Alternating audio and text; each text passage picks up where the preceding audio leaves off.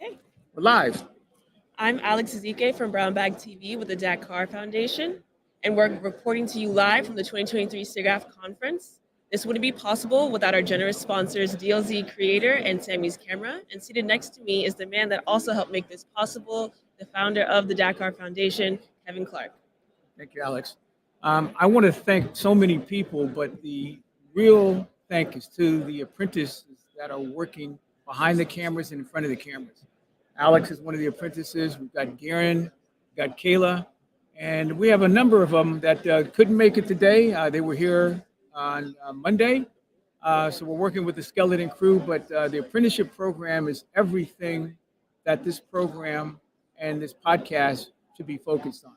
We're dealing with young people who are trying to get into the business at a very high level. The apprenticeship program is an earn to learn model. Nobody is going to be walking into this as an intern without expectations of how to get money, fair wages, and all the things they need, wraparound services they need to stay connected to the industry, no matter if it's a strike or a pandemic. Our apprenticeship program is here as a fail-safe way to make sure that the program does everything we can to prevent people from work stoppage. So we're here on the floor of SIGGRAPH 2023 in LA. We were here in 2019 as something called Dakar Scoops. And the goal this week has been for us to cover the complete convention. We have a lot of stories, a lot of interviews, demonstrations, and workshops that we want to be able to present. And this will be in our curated cut down. The thing that we're really going to focus on today is the podcast. For many of you, you've seen podcasting, but we're going to be using some of the state-of-the-art equipment donated by DLZ Creative, Mackie, and Sammy's Camera. This system is AI enabled, and it is the state-of-the-art of being able to stream with video and audio in real time. So I want to be able to see if we can do a quick 1 minute pre-roll of what the DLZ Creator can do. So Shane, can you punch us up?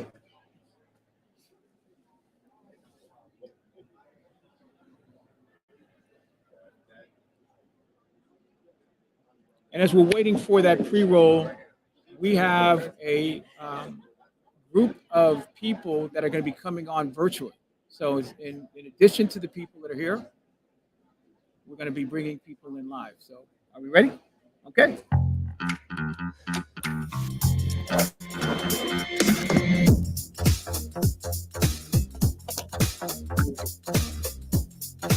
Check 1 2, check 1 2.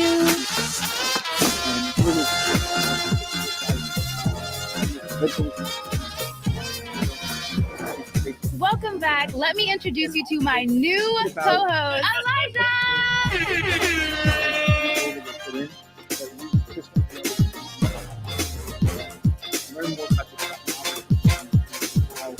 Our organization. I'm going to introduce our special guest. It's not a third mic right now. It's high.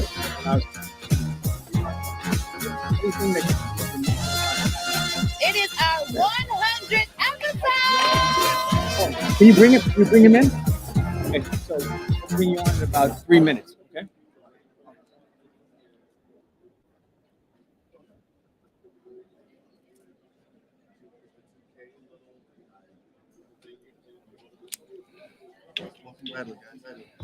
Oh, Hey, everybody. Join us now, Bradley. Hey, Brad. Thank you so much for being here.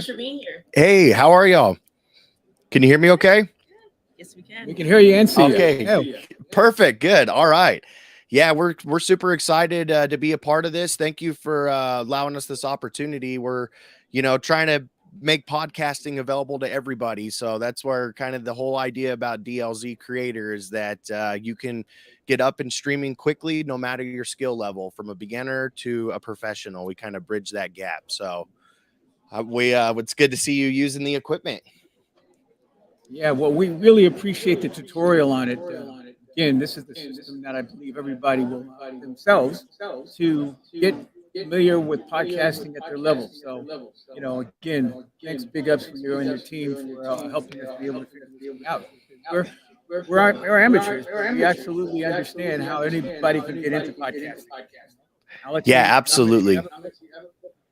I'm thoroughly impressed by it. I have some friends who do podcasts, and I've been on some, and this would have been incredibly helpful. So I definitely want to look more into this. Very tempted. Get my own. Yeah, that's Brad, awesome. With the Oh, go I was ahead. going to say, Brad, can you share with us what is going to be firmware updates? Where is the end state, if you will, for podcasting? Is there? I mean, obviously, you guys are updating every day, but this is really something that I believe people want to do curriculum. They want to do workshops around. So, what do you think the state of podcasting is doing? Well, I mean, it's really going from just I would say anywhere from studios to bedrooms now. Nowadays everyone's got a smartphone and or a tablet or a computer, and you can essentially do a podcast anywhere with the DLZ creator. It's essentially designed to be a standalone piece. It's got like its own computer built into it essentially. But for your video and capture, you're going to be able to get yourself a nice camera, get some decent lighting, or use your cell phone. Even with DLZ, you can also connect via Bluetooth. So you can set up your streaming services wirelessly through StreamYard or whatever platform that you want to use the camera on your phone and have that audio all come into the mixer. You can record everything standalone via USB thumb drive or an SD card. So you don't have to have it connected to the computer if you don't want to, but the options are pretty much open to anybody now. Wow. Okay. Well, the only thing that we're looking for now is an adapter to bring in the third mic, the headset. So I think other than that, we've got two mics and two headsets. Going to try to figure out that adapter. Any Yeah, so suggestions or troubleshooting ideas? you're going to need a quarter-inch adapter. So you have 4 headphone outputs on the DLZ creator. There's also 4 microphone inputs, so you can have 4 guests on simultaneously. And then, of course, you've got your Bluetooth channel, your USB audio returns from the computer. But for your headphones, you're going to need a quarter-inch adapter. Yep. That's what you'll need to snap onto the most headphones nowadays. They have the 1/8 inch. It's like the auxiliary connection. And then you just snap that quarter-inch adapter on there and you'll be able to incorporate that into the DLZ.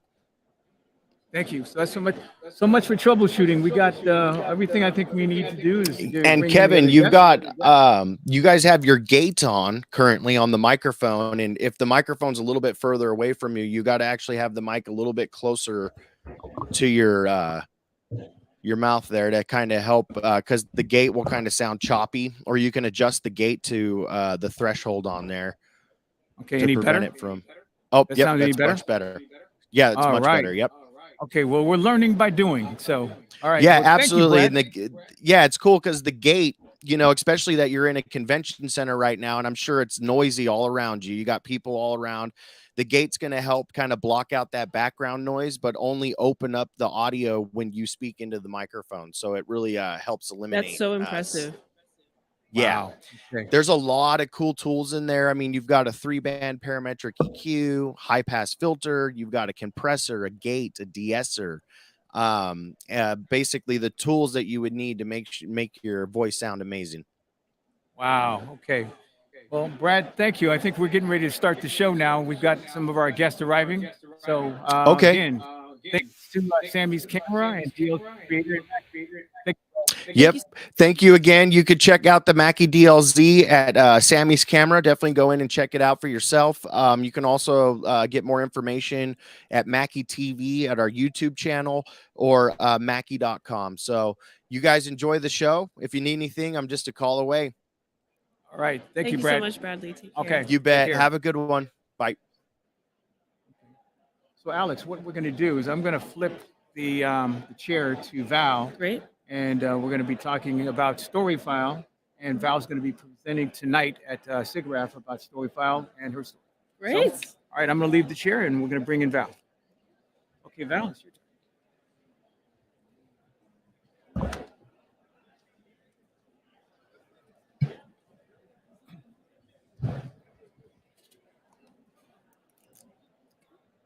I'm joined by Val Jones, the CTO of Storyline and AI Storyteller. Thank you so much for joining us today. Correction is a story file. Storyfile. Yes. How are you doing today? I'm doing great. It's so much fun to be at SIGGRAPH again. It's great. A part of Storyfile's mission is to make AI feel more human. Can you expand on why that's important? So for us, I mean, there's a lot of talk about AI going on. It's sort of an AI revolution. But for us, what really matters right now is authenticity. Like, why should we trust AI? Why should we trust each other?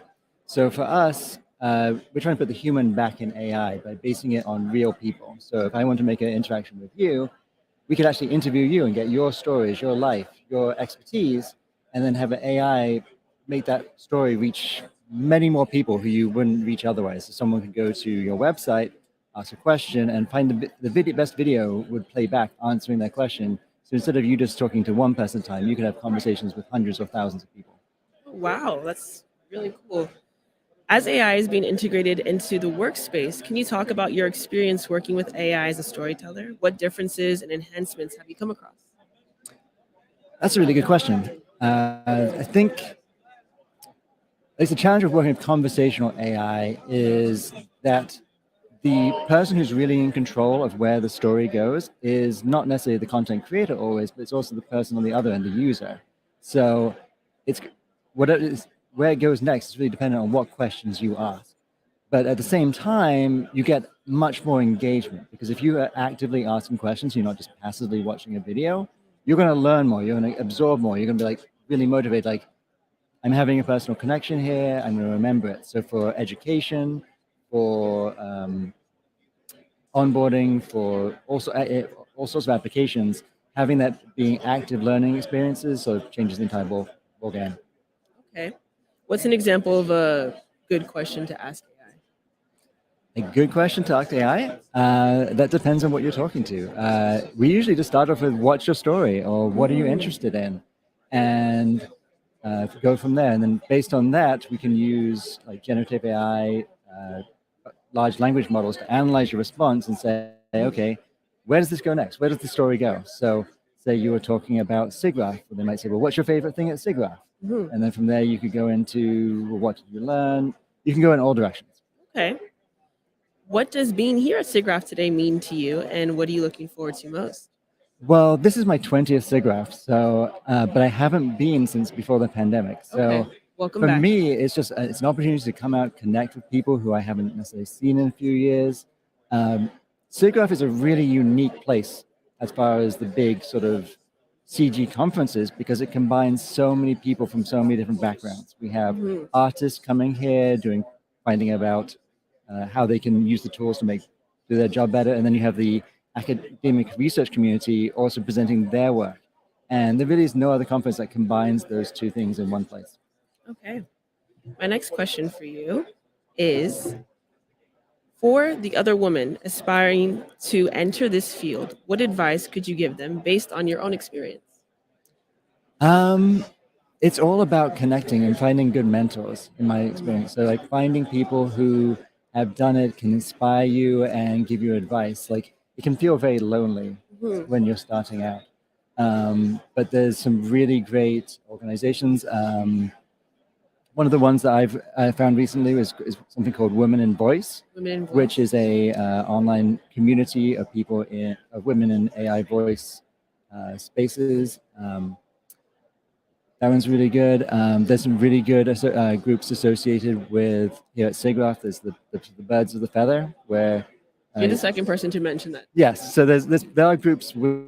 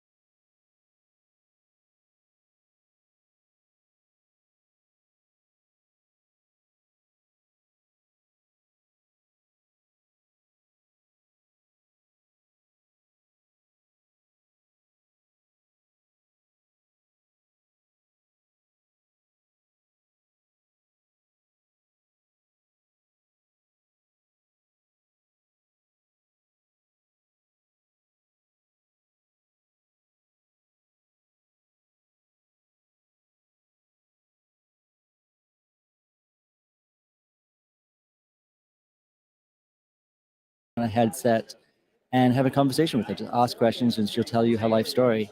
And while you're doing that, we had animators recreate her memories in a sort of non-photorealistic quill animations. So you can actually re-experience the subjective nature of her memories as you do this. You can do it in VR, you can do it in mobile, you can do it in desktop. Just go to inge.storyfile.com. That's INGE.storyfile.com. Wow, that's really beautiful. Thank you. That's so impressive. Truly, that's really groundbreaking technology, and like being able to highlight historical experiences through that. I think it will help derive more empathy and give a different perspective that we haven't had before.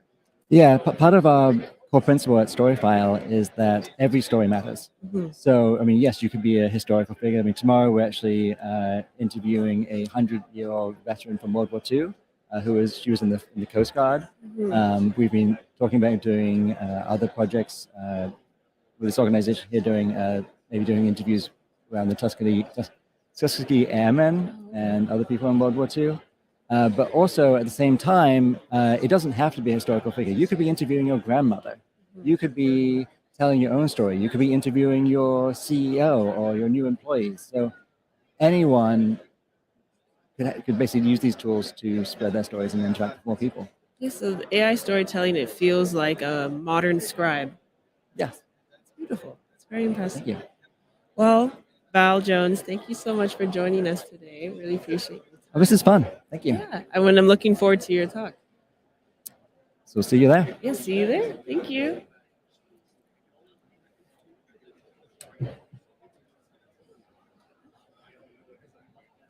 Thank you so much, Kanai. Oh, yeah. Thank you. Thank you. What you're doing is so impressive. What was your name? Alex, Alex. I can give you my card. Oh, yes.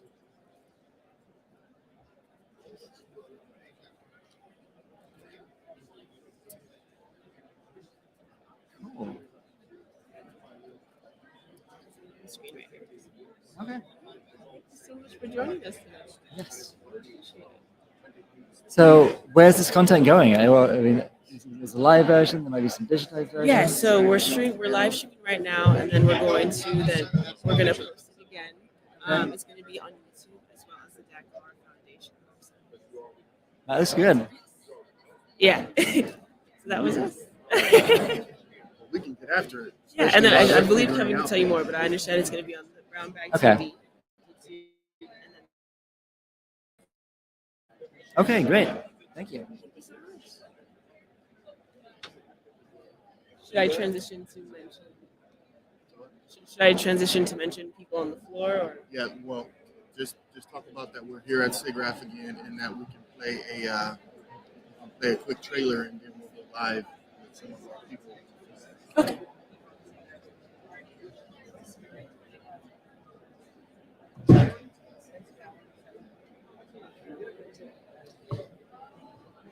So I'm here from the Dakar Foundation with Brown Bag TV, and we are covering SIGGRAPH 2023.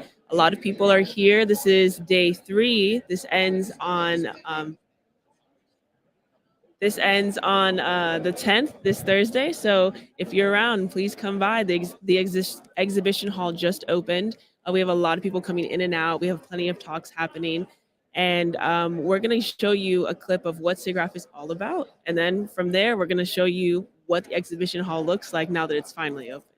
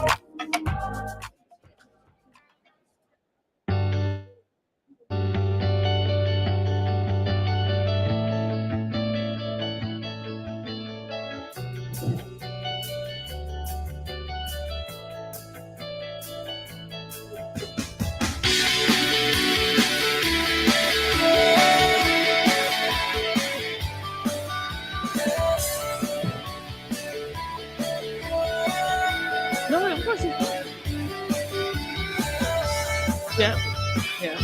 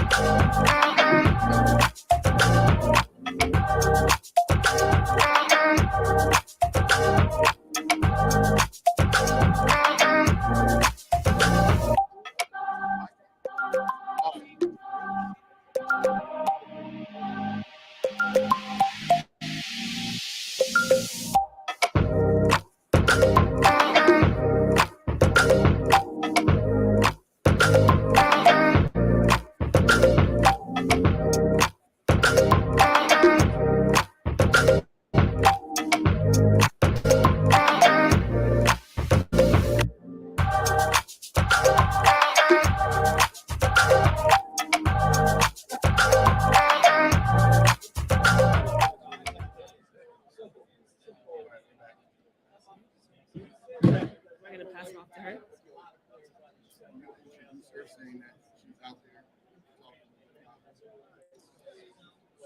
Okay, so now we're going to cut to Maya Williams, who has entered the exhibition hall, which has just opened today. We're going to get an exclusive look at all of the different booths and emerging technology that's in there.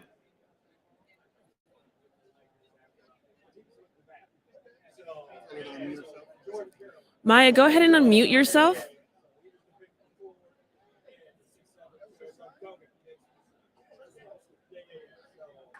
Can you guys hear me now? Yeah, we can hear you now. Okay, yes. So I'm Kayla Williams here with the Fire Foundation representing Brotherhood Crusade. So let me flip the camera so I can show you guys the entrance to the exhibition hall here. Wow. And then walking in. So yeah, Maya, just go ahead and tell us what you see, what's going on in there. Yes, so here to the left, you have the attending lounge. A bunch of, I think they're called magic mirrors. So they have sponsored with Snapchat. You can go and try on different shirts and filters as far as pictures that will be presented through SIGGRAPH. We have the Denver Mile High City here. And then walking further in, we have CoreWeave. Let's see what we have going on here.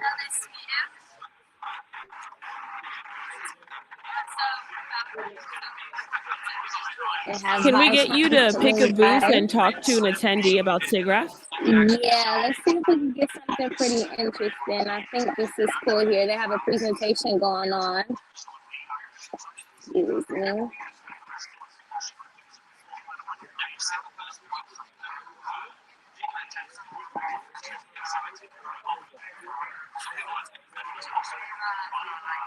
So let's see if we can speak with someone. It's pretty crowded in here.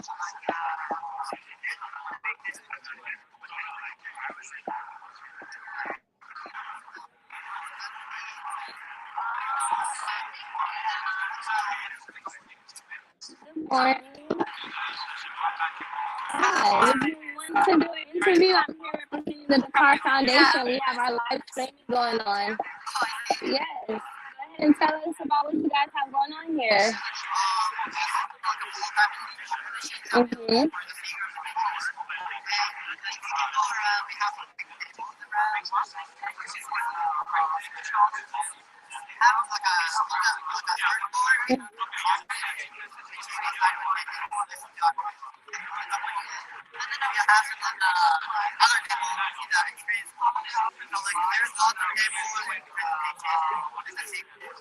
Okay, so you said that this is an internship position. So as far as anyone who's watching now that's interested, how do they sign up or get started?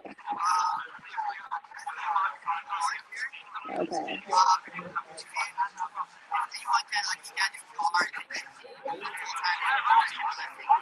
Okay.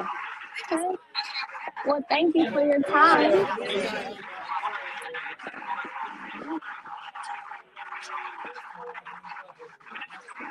Thank you so much for getting that information, Maya. Is there any way that we can get you to rotate this screen so we have a wider shot?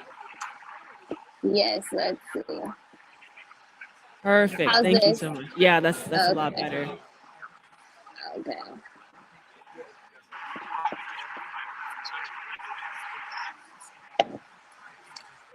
I think this is actually prime time here for the exhibit.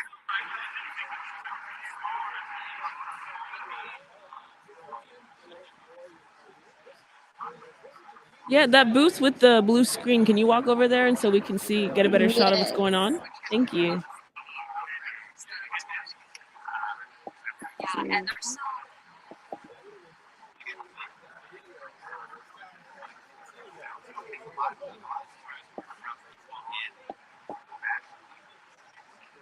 So is this fashion or those look like jackets? I'm assuming it is. I'm actually looking for. Oh, here we are.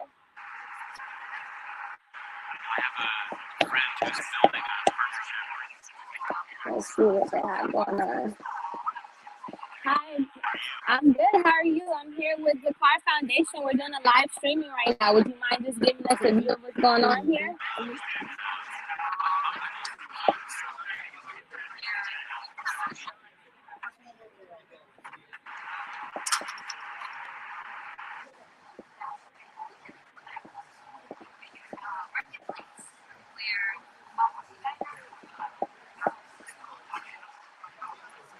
Hi, my name is Kayla. I'm with the Car Foundation. Nice to meet you as well. I'm good. How are you?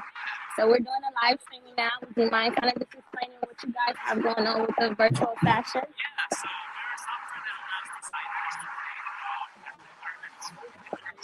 Mm-hmm. Mm-hmm.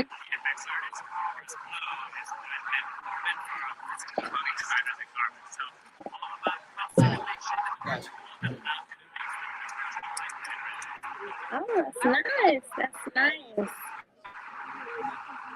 Thank you so much for getting that interview, Kayla.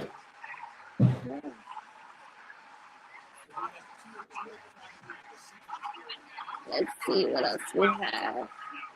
We would love that opportunity. Absolutely. So when they come sit down, we're going to come out here,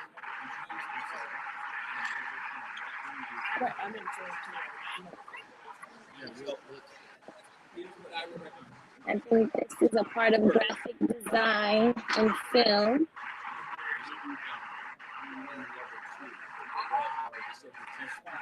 Let's see if we can get an interview. Excuse me. Hi, good morning. I'm good. How are you? I'm here with the Car Foundation. We're doing a live stream podcast. Would you mind just giving us an overview of what you guys have going on? The Car Foundation. Here? Yeah. Yeah. Okay, great. You are your booth, what it does.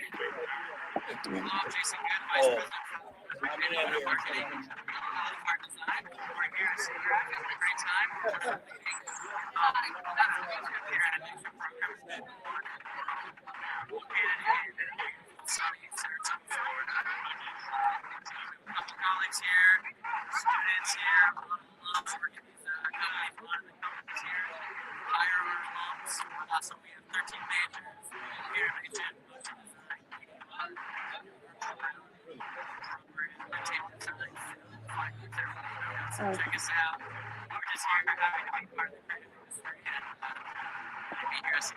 Thank you. Thank you so much.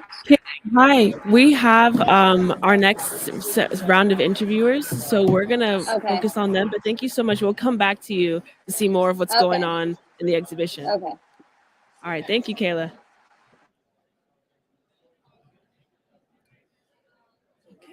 Hello, I'm here with John Case. Thank you so much for joining us here today. Can you tell us a little bit about who you are and what's going on and the travel grants? I'd be happy to. It's very nice to be here. Thank you for inviting me. So we're here as part of the Education Committee and as part of the DEI Committee and part of SIGGRAPH in general uh, to build kind of more diverse and inclusive community. And SIGGRAPH has made available a significant amount of money to build different kinds of pathways into SIGGRAPH for early career and younger students who are just starting out and have a way of describing their work and have applied in a way that shows that they have really great trajectory Mhm.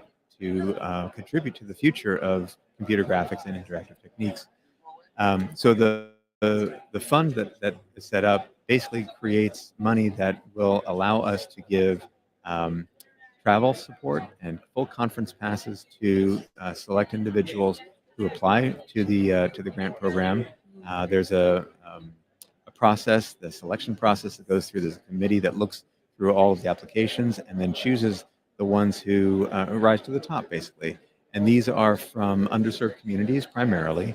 This year we tried to concentrate on the LA area. Okay. So we focused on the local community, and in maybe next year and the year after, we'll be looking at a larger catchment area, say national or international.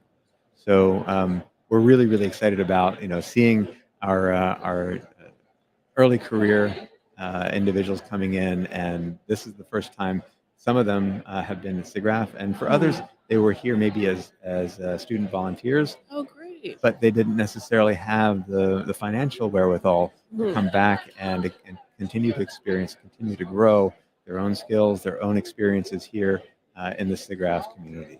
Oh, that's wonderful. I'm so happy to hear that SIGGRAPH is, choosing to support local, but then also just wanting to support anyone from a marginalized community who is very interested in exploring what their career could be within this world. How many recipients are we going to be speaking to today? You'll be speaking to 5 recipients today. Hopefully, they're supposed to be here. They haven't all arrived. We have a couple who are ready to go, but we hope to see 5 different individuals from different areas. They do different things. Some are doing research. Some are in industry. Some of them are a little bit more advanced, and some of them are right at the beginning of their careers. But the intention is to support those who really need it Mhm. and those who would expand the diversity and the kinds of people who are here contributing to SIGGRAPH, telling their stories, sharing their skills, and then also giving their perspectives on what the future of computer graphics and interactive techniques is going to be. Oh, that's wonderful. And before we get a chance to speak to them, just for anyone in the future who'd like to apply, how would they go about applying for this grant? Great. So we every year we're going to be putting the call out on the SIGGRAPH website, Mm. and so that will have all of the information, all the instructions to how to put together a package, what goes in the package, Mm. and essentially it's a very short form. We're looking for people who meet certain criteria, but it is a very inclusive set of criteria, and then who can also demonstrate need. And so once they send in their applications, Mhm. that'll be in the winter, and then Winter. by spring, That'll be announced. we will know who exactly that's going to be, say March or something like that. Oh, that's great. And you had mentioned earlier that some people are further along, some people are started. So it's pretty broad. So anyone with a certain level of experience can apply. Yeah, I would say the intention is to make this available to those who are near the beginning of their careers. Mm. So it's not really mid-career or late career people Okay. who and quite frankly, we realized there's also a need.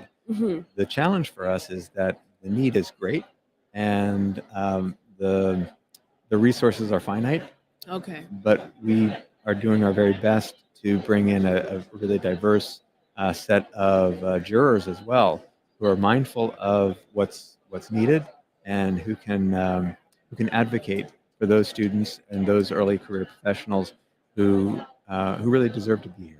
Oh, that's wonderful. Well, I think we're going to bring him in since we've got him here. Wonderful. Thank you so much, John, for explaining us what this is all about. And for anyone who's interested, again, you can apply in the winter on the SIGGRAPH website. And if everything works out, you'll hear back from them around spring. Wonderful. Okay. Thank you so much. John. Bye-bye. Appreciate you. Thanks. Thank you. Gosh, I was so nervous. I'm so sorry. No, I it's shouldn't great. say that on the mic. You're great. Oh, thank you. Thank you. I'll get them. Okay, thank you so much. Have a preference? Which one do you want to start with? These two are here. Because we only have one headphone, just pick whoever, Okay. and then we'll have All them right, introduce great. themselves. Thank you.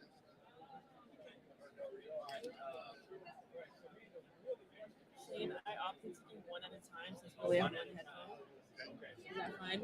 Yeah. Yeah. Since that's the case, let's slide you over. Okay. This is Sun Min. Hi. Alex, nice to meet you. Sorry, I just had some water. Is it like an interview? Or... Yes, it is. It is a casual conversation. Can I ask how long it is? It's I'm a going to bit be about confused. like a couple questions. I have a question. Yeah. Okay, cool.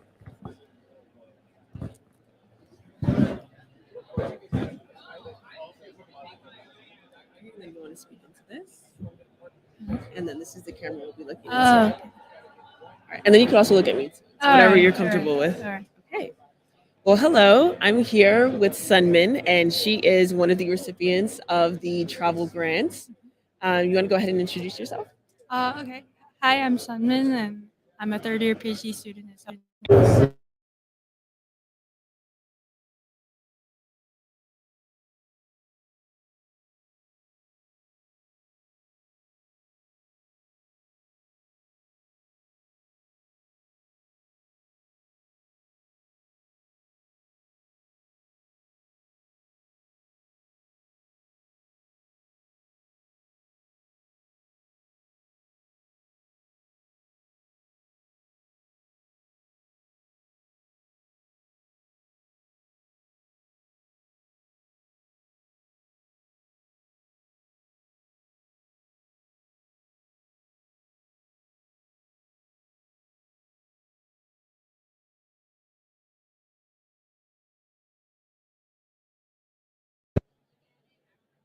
Okay.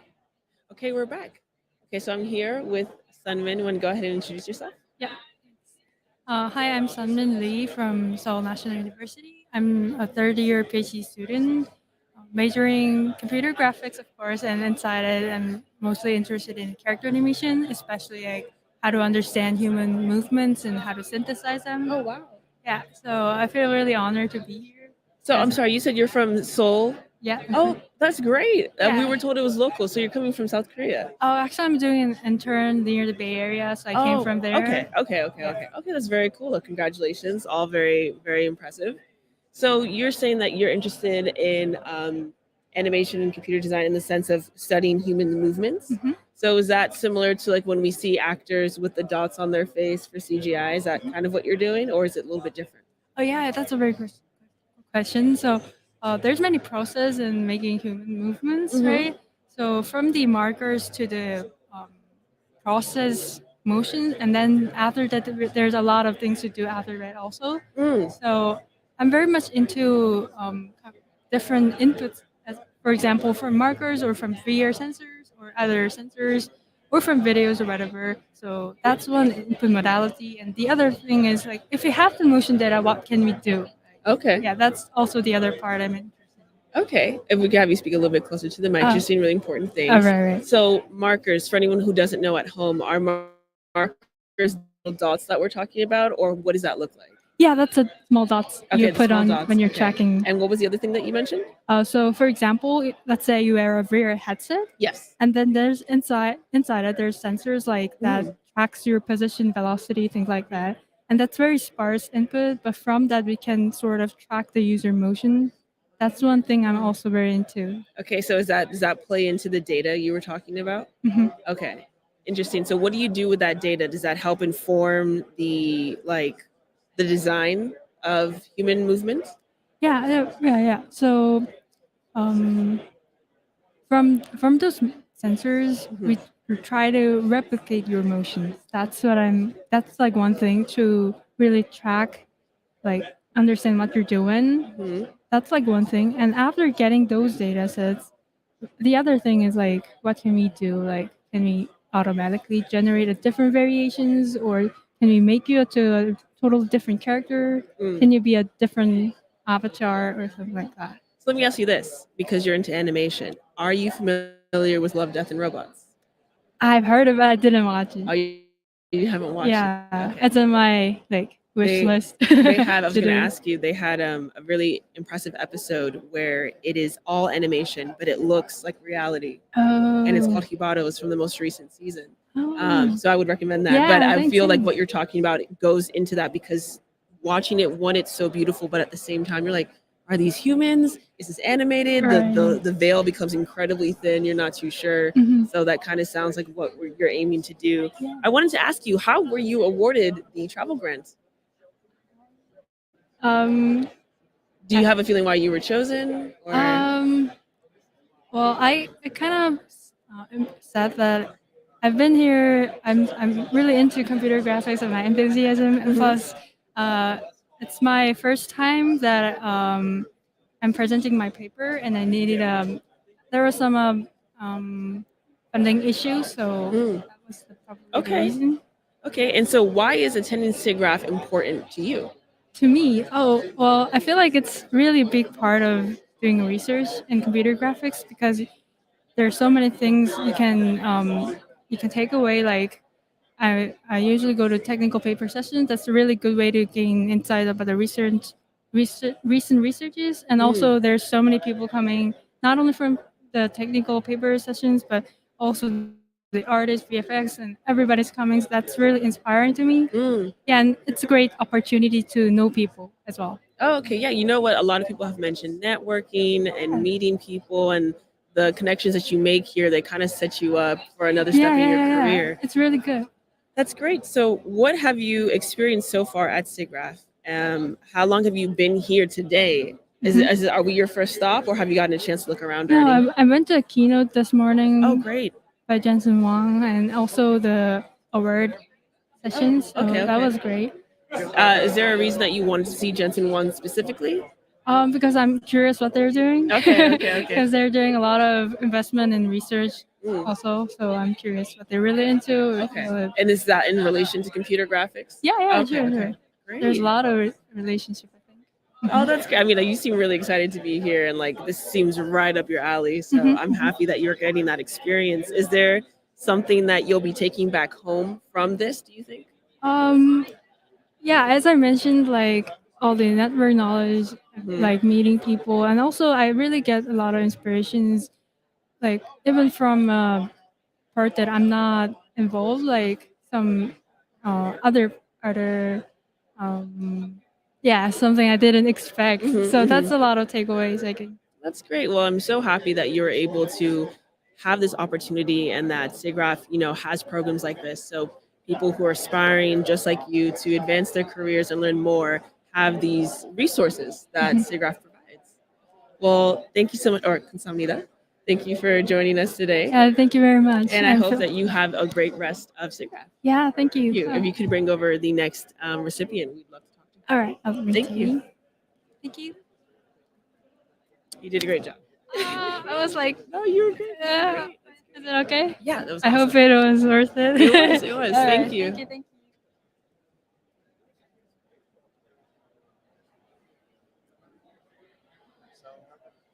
you. Is there an applause? That was a man screaming. I'm sorry. That's okay. Next you have Katie. Katie, okay, great. Is it loud? It was a little loud. It wasn't like overblown, but that was a man screaming. See now. Which chair should I sit in? Here? Right here. Okay. There's your applause, right? Yes, that's the applause. I think it's talked. Okay. Yeah, go ahead. And we're just gonna have you speak close to the mic. This Okay. is more of a conversation. Okay. So, if you're a little nervous, you can look at me the whole time. Okay. I probably will do that. It's okay. Unless, is it better if I look? You can look back and forth at me in this camera, but it's okay if you just That's talk to me. It's whatever you're comfortable with. Okay. All right. So I'm. Oh, is that better? I'm short. You're all good. We want to make sure we see your lovely face. Is that better? Okay, great. Oh, okay. So I'm here with another recipient. Her name is Katie. Do you want to go ahead and introduce yourself? Yeah. Hi, I'm Katie Tender. I am a TD and tool developer at Lightstorm Entertainment, which is in Manhattan Beach, just Okay. 20, 30 minutes down the road from here. Yeah. And this is the second time I've been to SIGGRAPH. Welcome back. Yes, I'm so happy to be back. My first time was as a student volunteer in 2019, and it's really fun to be able to come as a professional now. Oh yeah, congratulations. That Thank you. seems huge. So why is SIGGRAPH important to you? Oh wow, that's a tough question. I think it's a really great place to find inspiration for just to reinvigorate my interest in what I'm passionate about with computer graphics technology. Okay. And what is it that you want to specifically do with computer graphics? I'm interested in finding better ways to approach artistic problems that people are trying to work through with the technology. For those at home that don't know, what kind of artistic problems would you be encountering? All kinds on a production. It's anything from trying to solve file management issues, figuring out why things are crashing, finding a better way to approach like an artistic task, like an animation task or a modeling task. So it can really vary from the topics that you're approaching. So you're like a really cool human troubleshooter. I try to be. No, you sound very vital to the pursuit around creativity and these issues, because there's sometimes people get the creative, sometimes people get the technical side, and then you have the few that get both. Yeah, and there's a lot of people like that around at SIGGRAPH, which is why it's so nice to find people that run the gamut from run the range from being like computer graphics researchers and academics all the way to people that are working on production. It's a really unique thing about SIGGRAPH as a conference too. A lot of other conferences tend to focus on one group or the other. So either so industry, this is like the hybrid. exactly, like at a applied. It's more geared towards the industry in which the academics are applied or the research itself. SIGGRAPH has both, which is like one of the most special things about it. So it sounds like SIGGRAPH is not only a really good community for people to network and come together, but also like beneficial resource. Yeah, for sure. Okay. And, And so can you talk a little bit about, the difference between when you were a student volunteer here and then you attending as a professional? I think I have now as a professional, I have more context to understand some of the problems the presenters have been trying to solve when they're talking about them at a session or a talk. I can relate to what they're saying a little bit So more. now you've gotten like the jargon. Exactly. Yeah. I mean, I obviously have more expertise than I did when I was a student. Right. And also now that I'm in the industry, I can, I know some more people. So it's more fun, and there's more like a, reunification, seeing people that are around. Yeah. A lot of people, they keep regarding SIGGRAPH as like this very supportive community, this like joy. They seem so happy about the environment, which is we love to hear, and see, especially as a recipient of the travel grant. Like this is exactly what SIGGRAPH is trying to aim for and assisting. It's like Disneyland. Oh, that's great. Disneyland. That's a high compliment for graphics nerds. That's awesome. I wanted to ask you, what did you get a chance to look around today? Is there anything that stuck out to you? Do you want to share what that was? Well, so yes, definitely. I've been all around. I got here at 8:30. Oh wow! And I saw a really cool lab demo in the experiences hall, which was Blender presenting their new simulation nodes. So it's really, I use that software a lot outside of work in my personal projects and things like that. And it's really cool to see the new updates with that particular software package. Then let's see, on Monday I went to on Sunday I went to a really great talk about the stylization in the new Spider-Verse movie. So that was also a highlight. Okay, so let's actually talk about that because I feel a lot of our viewers will be familiar with Spider-Verse and stylization. First of all, have you seen both of them? I've not. Oh, okay, okay, you haven't. I've only seen the first one. Okay, Which speaks to the quality of the talk because I Yes. didn't need to have seen the movie to be blown away by what they were talking about. Have you? I asked Sunman earlier. Have you heard of the show called Love, Death, and Robots? I have, yeah. Have you watched that? I've watched some episodes. Yeah. Okay, I feel like as both of you versed in what you guys do, but I like hearing about it. I feel that what the two of you are talking about, I start to imagine Love, Death, and Robots to an extent, especially with what Sunman was saying. But then with you, like, you know, you're doing, you know, the troubleshooting, right? Which I feel is a quick way to like summarize what you're doing, but it's so much more than that.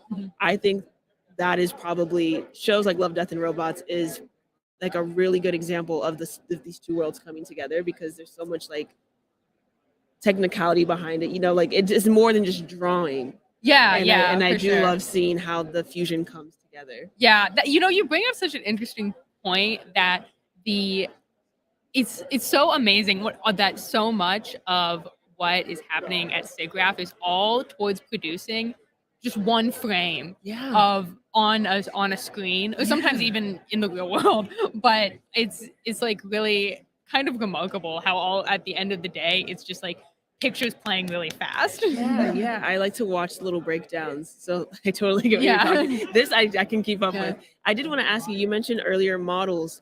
So like 3D models, let's say like in regards to sets or like concepts, that's what you're also dealing with?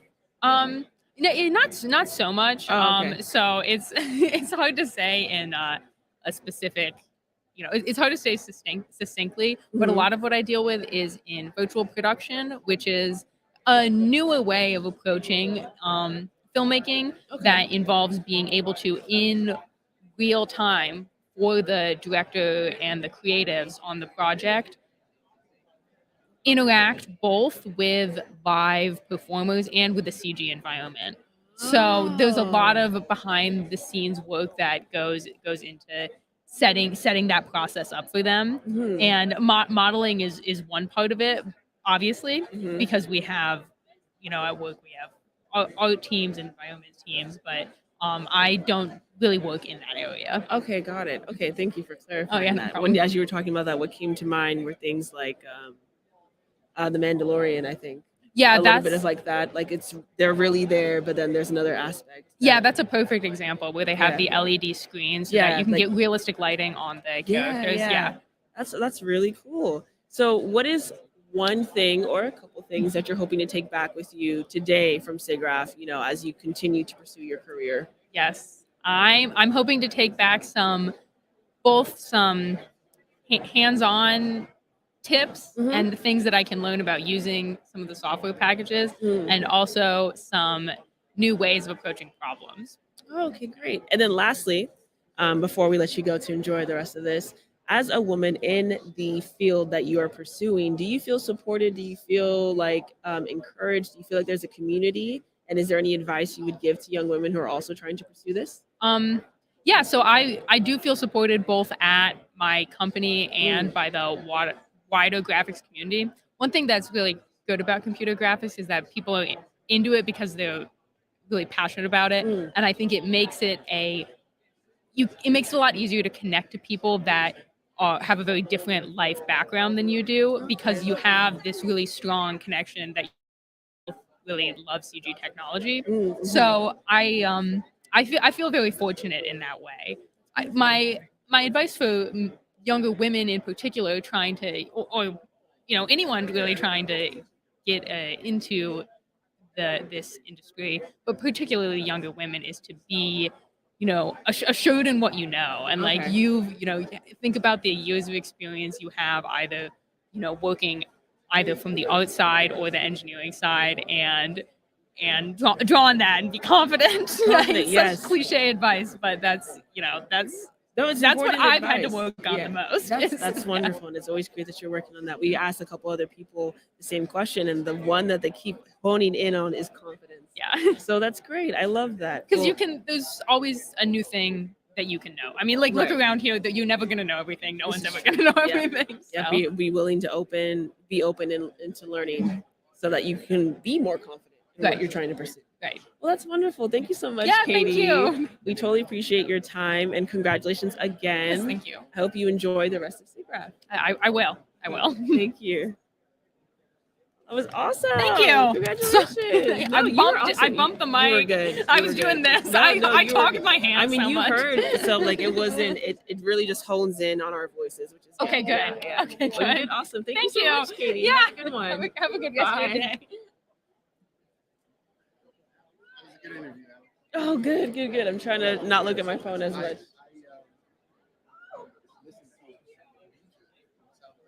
Yay! Wait, is that wife?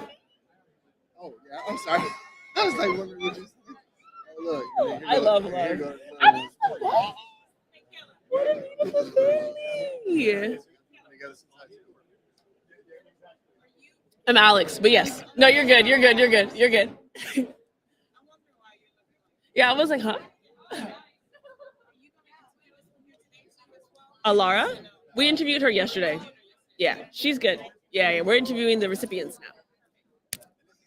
Hi, Stuart. I'm gonna have you sit right here. All right. Alex. Nice to meet Nice you, to meet Stuart. you. So this is going to be like a nice little casual conversation about what it is that you do, about the travel grant, and your experience at SIGGRAPH. So if you're more comfortable talking to me the whole time, that's more than okay. This is the camera we'll be looking at, but it's just going to be a short little conversation. Is this live or will we It is live, and then we Okay. will be publishing it again on our website. Gotcha. Oh, I'm learning this all right now. I know. Me too. Me too. All right, so I'm gonna have you put your headphones in, Thank you. and if you can just talk close to the mic, you don't have to breathe right on it, but just be a little bit closer. And we'll Hello. get started.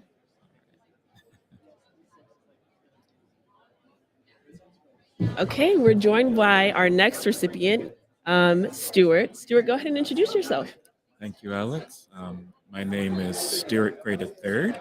I am currently working as a materials technical artist at Obsidian Entertainment, which is an Xbox game studio under Microsoft. I graduated from Stanford University in 2019. Congratulations. Thank you. But I took a pretty interesting path. I got my undergraduate degree in African American Studies. But prior to that, I was pursuing a joint degree in both computer science and fine arts because I've always had an interest in film and animation growing up. Of course, Disney, but also Don Bluth animation, DreamWorks animation, and video games as well. So throughout college, I was prototyping demos in Unity. I was making short films with a refurbished camera, Canon T3i for anyone familiar, like those older models. And from there, oh goodness, I made a short film for my thesis, pretty highly produced, that led to a miraculous internship at Pixar Animation Studios. where I was working Congratulations as a- again. Thank you. Where I was working as a previs artist. And in addition to that, I got hired full time at Unity Technologies as a technical artist due to my background prototyping in Unity throughout college. So I can talk a bit about both of those experiences. If they I mean, interest you have quite a colorful background. We're definitely going to dive all into that. If I could have you speak a little bit closer to the mic. But Oh, yes. absolutely. So let me start with question number one. Why is attending SIGGRAPH important to you? Oh, goodness. Well, SIGGRAPH is literally the melding of the minds. Everyone in computer graphics, all in one place, international. It's just a symposium of sorts. I feel we all have knowledge gaps. We might be super knowledgeable in a particular area, but outside of that, we can learn about, say, augmented reality or generative AI or facial animation, all sorts of topics, which I'm just a naturally curious person. So I always want to learn, even if it's not necessarily completely relevant to my discipline. But also in terms of speaking for me, I would love to see the intersection of film and real-time technologies I would like to see them merge in a more perfect, harmonious blend. So Okay. I, for myself, am excited for virtual production opportunities, combining my cinematography and previous background with my experience with games as well, Mhm. to reduce the barrier between actors and the worlds that they inhabit, between cinematographers and the virtual worlds that they must capture. It really excites me. I love how passionate and like well versed you are. I was speaking earlier about how we meet people who can be well versed in the creative side of this or the more technical side, and then we get really lucky and we meet people who have a like a balance of both, like a nice fusion. And I feel like you're a great example of that. I have a background in film as well, so as you Exciting. started mentioning, I was like, okay, finally, like I can keep up. But I also love learning as well, so that's so cool. I did want to ask you, so earlier, when I was speaking with Katie, I had talked to her about things like Andor and The Mandalorian Mm. in terms of augmented reality and also incorporating film. Is that kind of what you're talking about? Within the realm, Okay. I believe those shows are shot on ILM Stagecraft Value. Okay. So it's like a sound stage with an LED wall, Mhm. and instead of using a green screen to shoot the sets behind the actors, they can shoot the set through the camera, so the actors see what the world they inhabit looks like. So I feel Wow. that's part of what I would like to do. But I feel that specifically, I would like to be a director for these virtual sets. Oh, So okay. shooting actual scenes with a virtual camera or doing previews on the computer, just from end to end, creating scenes virtually in a way, Mm. and where actors are collaborating in the process. Lighters are interactively editing the set in real time. It's kind of like an evolution of including the volume, but an evolution of that technology. Okay. And so you mentioned that you had gone to Stanford. I wanted to know, where are you coming from today? Mm. So, a little bit about where I've been. I'm from Washington, D.C. Okay. I attended Stanford in 2014, graduated in 2019. So I was Mhm. up in the Bay. And then I stayed in the Bay for Pixar and Unity. So that was about 8 years total in the Bay. And I just moved to Los Angeles at the top of January. So I'm Oh, well, welcome. thank you. Welcome, welcome. Okay, good. Because John was telling us about how this is a local, everyone that's coming today is local. So we definitely want to find out where everyone is from. Sunmin also is from the Bay. Mm. So this is very cool. I love learning where everyone is from and like, how they've gotten here and what they're going to end up taking back with them from SIGGRAPH. Yeah. So have you had a chance to explore today before speaking to us? A little bit. Okay. I checked out the immersive pavilion for coming here. I definitely have to give that another round. And prior Mm. to that, I was attending the aforementioned virtual production talks at the Mhm. Sony Creator Days. So Oh. just finding out where these content creators or media companies are taking the technology, Mhm. and just honestly being more encouraged to pursue it, because I feel at this point I just need to do the work to Yeah. get there. Um, So you're currently working at Xbox. yes. How did that come about? Hmm. For anyone at home who would like to, work with a video game company as big as Xbox. So I I did have a background at Unity Technologies working as a tech artist, so that was definitely pivotal to working at Xbox. Mhm. Within Unity, my journey began as a contractor, helping out with the Unity Learn platform, so the educational platform, teaching users how to use the platform. Mhm. And I ended up finding my niche in shaders. So Mm. Unity has a shader graph editor, and where instead of coding shaders directly, you can use what are called nodes, basically visual coding, to define the Mm. look of surfaces and how they behave. That's essentially the art of materials and shading, defining the look of surfaces and how they behave in the world. Mm. And so after doing that Unity for about 2.5 years, I wanted the experience of working in a AAA game studio. Unity is more of a software and technology company. Mm. There are game studios that use their product, but it wasn't a game studio itself. So I wanted a different experience. And this is not the be end and end all, but I just applied directly on their website. But Okay. what usually happens is simply you go to events like SIGGRAPH or through your university and you reach out to people who work at these companies. You just Mhm. introduce yourself. You don't ask, give me a job, but you Right, right, introduce right. yourself and You you keep network. contact. Yeah, Mhm. you keep contact. And that's what happened. That's how I got my first job at Unity. I reached out, I met somebody, I kept contact with them, And when they were looking for contractors to help them with the Learn platform, I volunteered Mhm. and they brought me on, and that's what started my journey. So Mm. usually you will not send in an application. to Okay. companies. It can work, but I don't necessarily encourage Right. that as the way. So SIGGRAPH is really like a resource. Absolutely. Yes, that's what I'm gathering, that the community here is very strong and that SIGGRAPH is a resource. And with the travel grant, this is exactly what SIGGRAPH is trying to do for recipients such as yourself, is bridge that gap so that people can be able to pursue their career and, have a community right behind them afterward. To a degree. To a degree.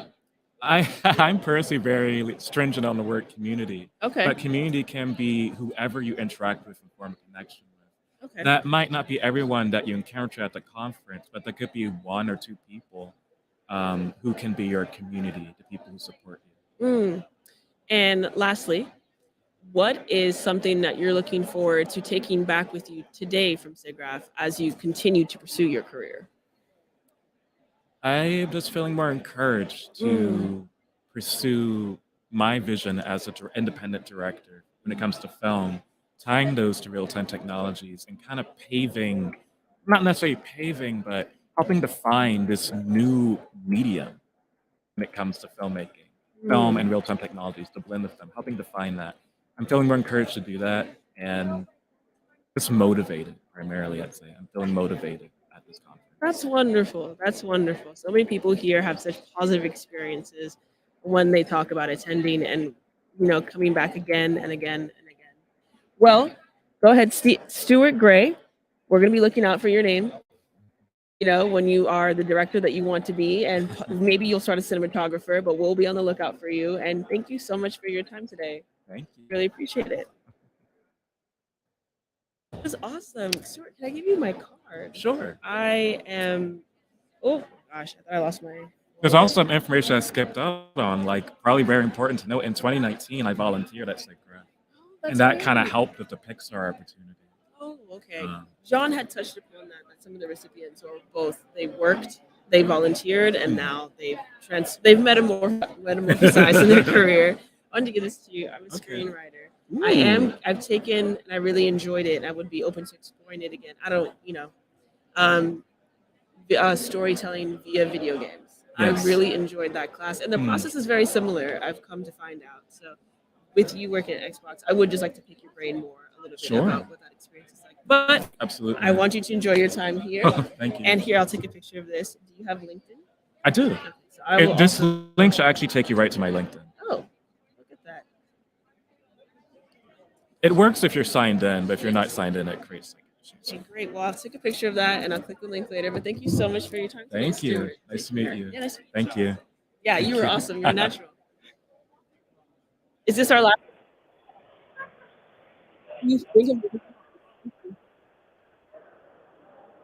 How many cameras do we have? A good amount of time to talk to them. I'm just trying to length. I don't know what we're gonna do next. Hey, so then after him, we've done 4. I know there's one more person. Are we gonna cut back to Kayla? Take a seat. Okay. Okay, so I'll announce that after. Okay, great. Oh. So, is your name pronounced Weihao? Yes. Okay, great. Thank you. Great. No, I'm going to make sure I got your name. Yeah. So, hi, I'm Alex. Nice to meet you, Nice Alex. to meet you. Yeah. So this is really have they told you about it at all? Or are you guys having a different conversation? Yeah. So this is just a casual conversation, really. I'm going to be asking you about your experience here, your experience prior, why you like coming to SIGGRAPH, and yeah, it's just gonna be you and me chatting the whole time. Sure. I only ask that you speak closer to the camera. You'll Okay. have this on, so you'll be able to hear yourself. And if you want to look at me the whole time, you can. This is the camera we'll be looking into. But Okay. you and I can just chat like we're the only people in the room. Okay. Cool. Go ahead and put the headphones on. Oh, okay. please. Cool.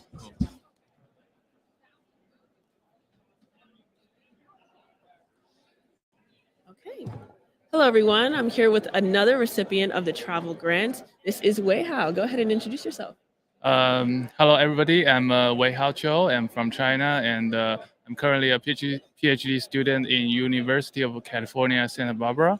We are in a program called media arts and technology, which you might know, we created a time tunnel experience. It's amazing. That was you guys? Yes. I got to check that out yesterday. Yeah, That was so cool. Right? I know. Yeah.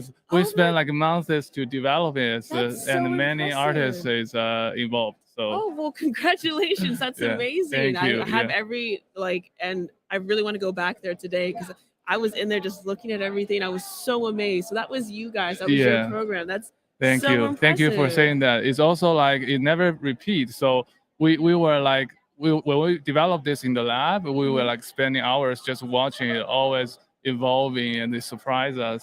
Wow, that's so cool. That is so impressive. Yeah, thank you. Well, Yeah. let's start with this. Why is SIGGRAPH important to you? Okay. Yeah. I've been always want to come to SIGGRAPH because my colleagues always they present in art gallery and technical paper. So I think it's a great place to no matter to see like cutting edge technologies in graphics or to see like how people use this technology creatively, right? So I think this is a venue, right? This is Yeah. yeah. And so remind me, is this your first time at SIGGRAPH? Yes, my first time to present at SIGGRAPH. Before I only like got the experience ticket. Actually, like 4 years, same venue, right? Okay. Yeah. That's last time I was here just to experience the gallery part. Yeah. Okay, well, congratulations. But this is That's my such first a time huge, present. Yeah. That's a huge achievement. Yeah. Thank So you. Mhm. you said you're going to be presenting. Will you be presenting in a hall or will? Oh, as a presenter for the Time Gallery. Yeah. Okay. Yeah. Okay. No, the Time Tunnel experience. Yeah. Oh my goodness, Yeah. that's so cool. Thank you. I'm like fangirling right now. Like I'm talking to a celebrity right now. You No. just help make this Yeah. experience. That's amazing. Thank you. Yeah. Okay, so have you gotten a chance to look around today before sitting down and speaking with us? Yeah. I've been today. I'm being of course, the amazing NVIDIA keynotes, right? Yeah. Yeah. So that is amazing because I'm doing the generative AI now. Okay. My project is called Fencing Hallucination, and it's using like a real-time motion capture to generate images. And I see like Jensen Huang talking about generative AI all the time. I feel like, Uh-huh. this is the right direction to do my research. So Oh, that's great. Yeah, we spoke to, I believe, Sunmin. She also had mentioned Jensen Huang. Yeah. I That's think so it's pretty cool. big now. Yeah. So, who else are you looking forward to listening to, or what else are you looking forward to learning about from SIGGRAPH, either today or for the rest of the week? I have a few like technical paper session that I'm interested in, Hmm. like animation and like about animation generation and procedure modeling, Hmm. those kind of topics. I'm using algorithm to generate interesting images. So I'm gonna check out those sessions. So you mentioned that you work with AI, Yeah. and as AI is being introduced across many industries, specifically right now the film industry, do you Yeah. feel that there's a way to, combine AI and people in the workspace versus AI like taking over?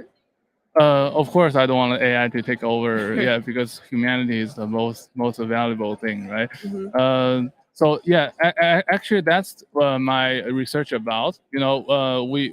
I try to incorporate the mainstream AI model in a more like an interactive way and Mhm. in a more artistic way. So it will concern more about culture, humanity, society values, rather than just performance or just industrial applications. Oh wow, that's actually Yeah. really beautiful and it's refreshing to hear that because we usually hear the latter versus the former. Oh, okay. Yeah, Um, that's very typical, right? Yeah, right. Yeah, Yeah. so that's cool because there's so many people so many young individuals such as yourselves that we're getting an Yeah. opportunity to speak to that we're not sure what your perspective is, but it's nice to know that different perspectives are going to be contributing into the future of these fields and technology and with AI versus the things that we've constantly been told about it being like Yeah. bleak and kind of alienating despite us being the ones that are that the interface is designed for us. Yeah. I almost feel mission to explore the alternative possibilities of using AI rather than just replacing more and more human labors. Mhm. Yeah. So actually, because you've done the time tunnel, that's what it's called, right? Yeah. Can you talk a little bit more about that for those at home who aren't aware why I'm so excited and why this is so impressive? Oh, of course. So first is a large scale projection. That's the largest project I have done. We are projecting a gigantic 140 feet by 14 feet screen. Actually, two of them side by side, and the whole space is immersive. So when you are there, you can see the images. It's keep changing, and you are looking at the history of the whole SIGGRAPH, which is like how to say that there's no if there's no SIGGRAPH, there's no modern computer graphics. So you basically uh, see the whole history of computer graphics in a very artistic way. So I think that's an amazing experience. And if you're here, definitely try it out. Thank you. There's a feature in there that I really enjoyed, and I want to know if you are a part of that as well. Because the tunnels is one thing, the two projections are one thing, and then there's another one overhead. Yes. There's like this beautiful design pattern on the floor, and there's these two remotes that I held, and they made like music, kind of like noise. Is that also something that you had to partake in? Yes. So basically the tracking is using this. So you get your 3D positions of the two trackers, and when you rotate them, it generate different kind of sounds, right? And when you click the trigger, it also it activate both the sound and the visual. They are synchronized. And then on the floor is like you can it capture a body pose and generate like moving patterns. So it's like you are walking on a floating surface. Yeah, it looks like I'm going through like water or something.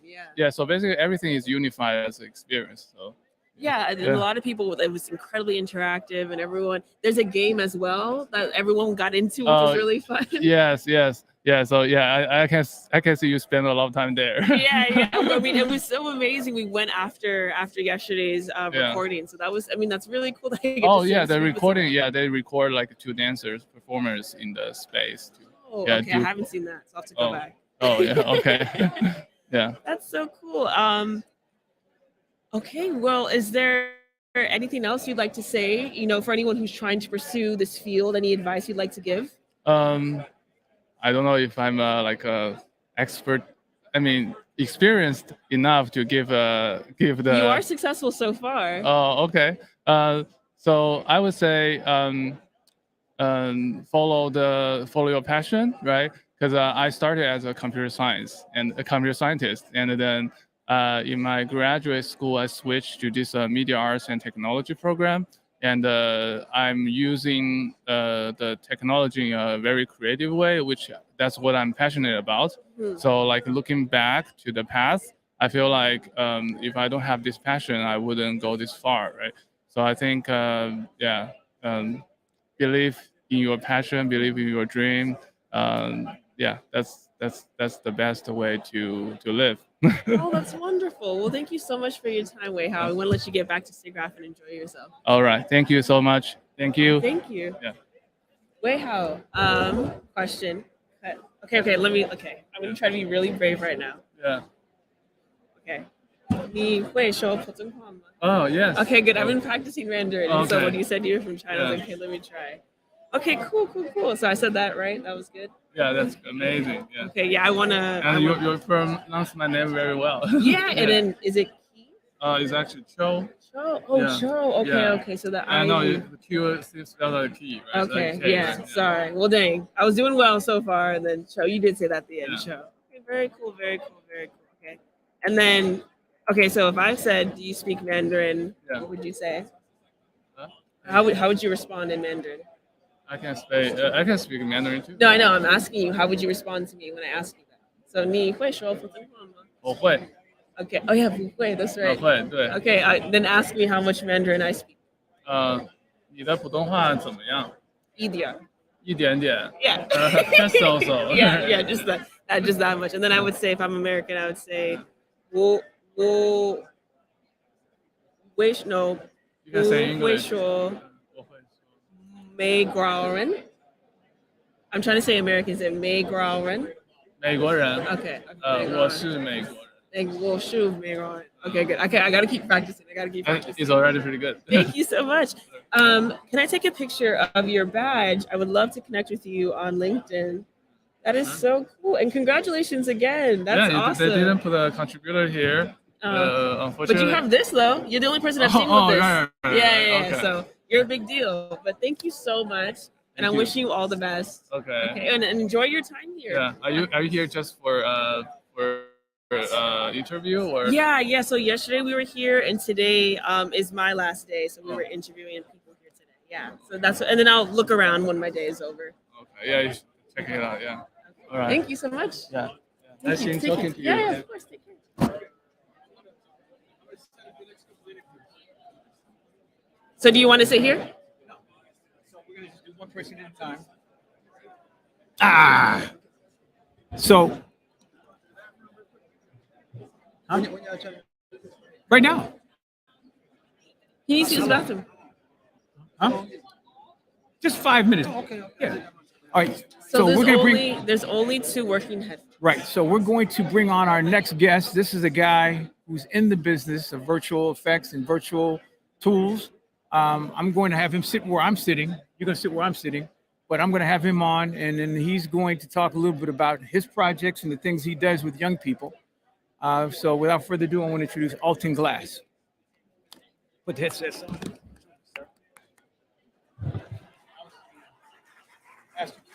Nice to meet you. All right. Thank you, Alex, for having me on. Thank you for joining us today. So yeah, can you go ahead and tell us a little bit about yourself? Again, my name is Alton Glass. I'm the CEO and co-founder of GRX Immersive Labs. My background is in storytelling as a director, producer, writer, working in film and television. And about 8 years ago, I took a leap of faith into immersive storytelling, virtual reality, augmented reality, and formats unknown. And I was really inspired, actually, by coming to this place here where they had VR LA Expo. And I saw a big void in diversity in that space, and seeing just some of the things we dealt with in film and Hollywood, diversity, inclusion, things like that. And when I started looking at the investments being made in immersive media, I was like, wow, how is it we don't know anything about this? What's coming? And how do we, prepare ourselves to be diverse storytellers, creative entrepreneurs, and be able to, take advantage of the opportunities? Because we know that, we move the needle culturally, we move technology, we move pretty much everything, but we don't always get the opportunity to monetize that. And I think that's very important. So that's when I transitioned my company into GRX Immersive Lab, dedicated to the advancement of knowledge and storytelling, technology, and educating and empowering creators to take an opportunity in the space. Oh, that's wonderful. And I love that you decided to do that, to then empower other marginalized groups, especially in our own community, to partake and, join the space with the amount of influence that we have. Yeah. So it's like, the creativity is there. We just have to bring in the entrepreneurship aspect, right? Even if you don't want to start a business, you got to learn how to think like one. So I developed a lot of my core values working in a space that I knew pretty much nothing about. I wasn't like super technical, but it really empowered me. And by creating those opportunities and those doors opening up, I was able to shift my focus from chasing something to attracting something. And I wanted to be able to share that with other creators and individuals so they can empower themselves through immersive technology, immersive storytelling. And I think, as you can see now, a lot of companies are converging. Film and technology, are converging, sort of at the intersection of almost like gaming now, interactive storytelling, things like that. So you're seeing it all come full circle. Now we just have to be prepared for it. So can you expand a little bit more on what you mean by immersive storytelling for those who don't know? Immersive storytelling, for me, I started off, working, seeing the world through a 2D window, right? But I learned that, you can bring someone's body inside the frame, right? And think spatially, 360 degrees. Storytelling is not just about the image you see. Sometimes it's about what you don't see. It's about the space. It's about the sound. It's about haptics. It's about a number of things you can do And then sometimes it's not just about the story you're telling at that moment. It's about the story you're telling before you get to that moment, the story you're telling after that moment. So that's what immersive storytelling is to me. You know, a full, well-rounded, multi uh, platform or tiered experience. And it's up to you to choose how you deliver, you know, your story and what medium you might create along the way. You know what I'm saying? So, why is being here at SIGGRAPH today important to you? Um, it's important to me to connect with other peers in the space and really understand, where the landscape is continuing to go. And if I can't be here, making sure others are here so we can continue to share that information and continue to build a collective and create together and understand what tools are available or how we can influence those tools. I think most importantly, a lot of times too, because not just about using the tool, is how will we use it. A lot of times we forget we can bring, a lot more to the table. Like VR to me is when I first started, it was a solution with no problem, right? Oh. So understanding how we've been able to use VR and create community around it, create engagement around it, and seeing creators create things around VR that I never even could imagine, it gave it um, validity to me, in multiple use cases. How do you think AI is going to continue to shape the future of technology and within the world of immersive storytelling? Hmm. I think AI gives us a great opportunity to put time in the areas that mean the most, right? Not only from a personal standpoint, but from a creative standpoint, those that embrace it, like, there's this dystopian narrative around AI, right? Yes. And then there's this utopian narrative, like everything's gonna be perfect, right? But I think we have to try to find balance in between sort of that protopian space and um, a name is dropping me here. A wonderful woman who helped give me that perspective. That was in my AI program at Mozilla. Um, Stephanie Dinkins, right? She said that, and it really opened my perspective up, right, about how we could use AI. And I think it's going to be a part of everything we do. We know it is, right? So I think we have to understand we have to be AI enabled, tech enabled, and then understand that the person that's understanding how to leverage AI is going to most likely outproduce you, right, in some form of capacity, right? It may not do all the heavy lifting, Right. but it should be there to help maximize your productivity or do some of those tasks that are like, kind of get you caught in the weeds. You know what I mean? It should be assisted.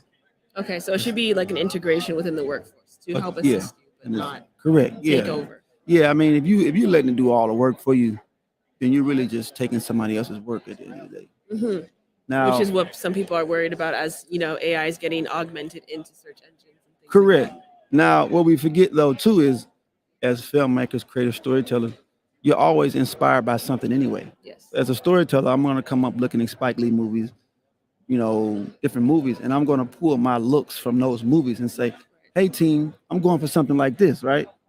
So you're still borrowing and you're inspired by Yes. a number of things, and this tool is just allowing you to aggregate way more data than you could on your own, right? So you just have to still take it and bring your own flavor to it. You know what I mean? Pay homage to the pieces that Your you're own perspective to it based on your own experience. Exactly, Which is right. still what I think is unique about human storytellers, and then you can bridge that together with AI. Oh, 100%. I totally agree with you, right? You're still going to need to bring in your unique point of view and perspective, Right. hands down.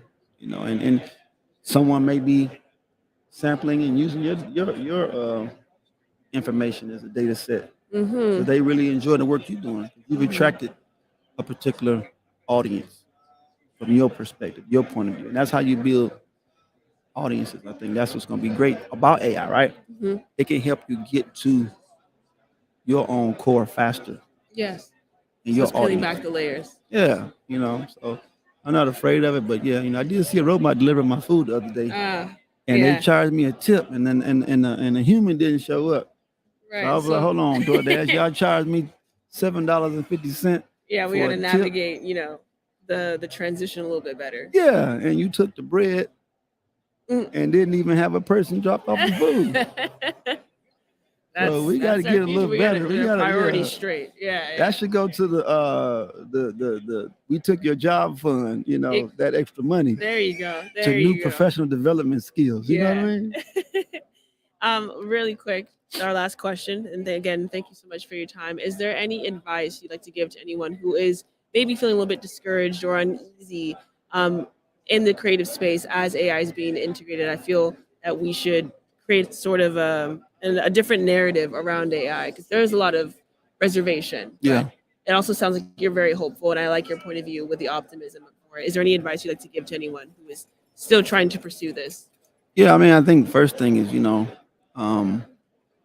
know the certain problems that exist or may exist, right? So now it's time to start thinking about the solution, put the energy into the potential solutions. I think that's where innovation comes in, right? You never know what you might create, what you might do by tackling a problem from, more of a solution-based approach, and then, keep creating. I mean, I think this is the time now to create, prototype, move the needle much faster. Like now, I mean, you can go and grab Midjourney, you can grab Runway ML, you can grab CapCut, these softwares that, like 5 years ago, I had to do all that work with maybe 3 people. Now I can do all that work with one person in probably 4 or 5 hours, so it'll just push us to do better content and faster. And we have to do the work to build our audiences around it. I think we're just moving towards more of a creative economy, a creator economy, and we have to prepare for that. You know what I'm saying? Well, thank you so much for your time. We really appreciate it. Yeah. And Thank I hope, y'all. I hope that you enjoy the rest of SIGGRAPH. Thank you. Appreciate y'all. Thank you. It was lovely meeting you. You too. Can I give you my card? I know you have to use the Sure, bathroom. sure, I'm sure. trying to speed that up Yeah, for yeah, you. I was actually just speaking to someone else. I'm very interested in. I am a screenwriter and a storyteller, but I would like to get into I think video game storytelling, Okay. crafting those ideas, Oh, and I nice. like what you were talking about. So I would like to connect with you. Okay, for sure. You can hit me up. For sure. Thank you so much. Have a good rest of your day. I'm so hungry. No. It's a conversation. Just a conversation, This is all right, man. I see you, man. This is beautiful. Okay. Oh, okay. Yes.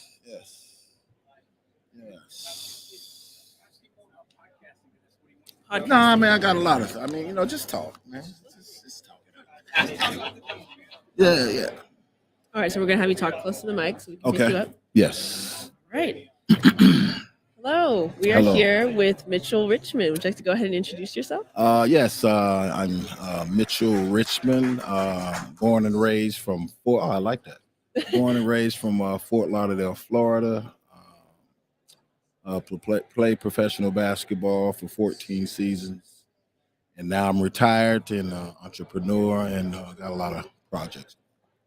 And would you like to share any of those projects with us? Well, yeah, it's a lot of things that I got. I have a educational program called NAC that we teach kids not only about gaming, but the backdrop of gaming, of how you code, of how you're doing different aspects of things, and now with this new AI, I'm really trying to get more accustomed and educated on how we get to the next level and how we teach our kids about the AI aspect.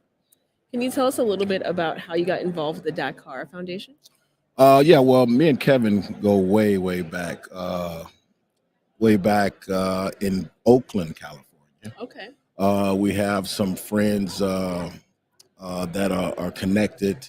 I met Kevin when I was doing some foundation stuff on my own, and Kevin was in the space. And so we became friends and always stayed in touch. Mhm. And so we always throw different ideas at each other, and then it was a really a good time to really kind of reconnect with Kevin, and so that we can come up with some beautiful things and make some beautiful music. Oh, that's wonderful. Yes. You guys seem very fun together, and Yes. I love the support there.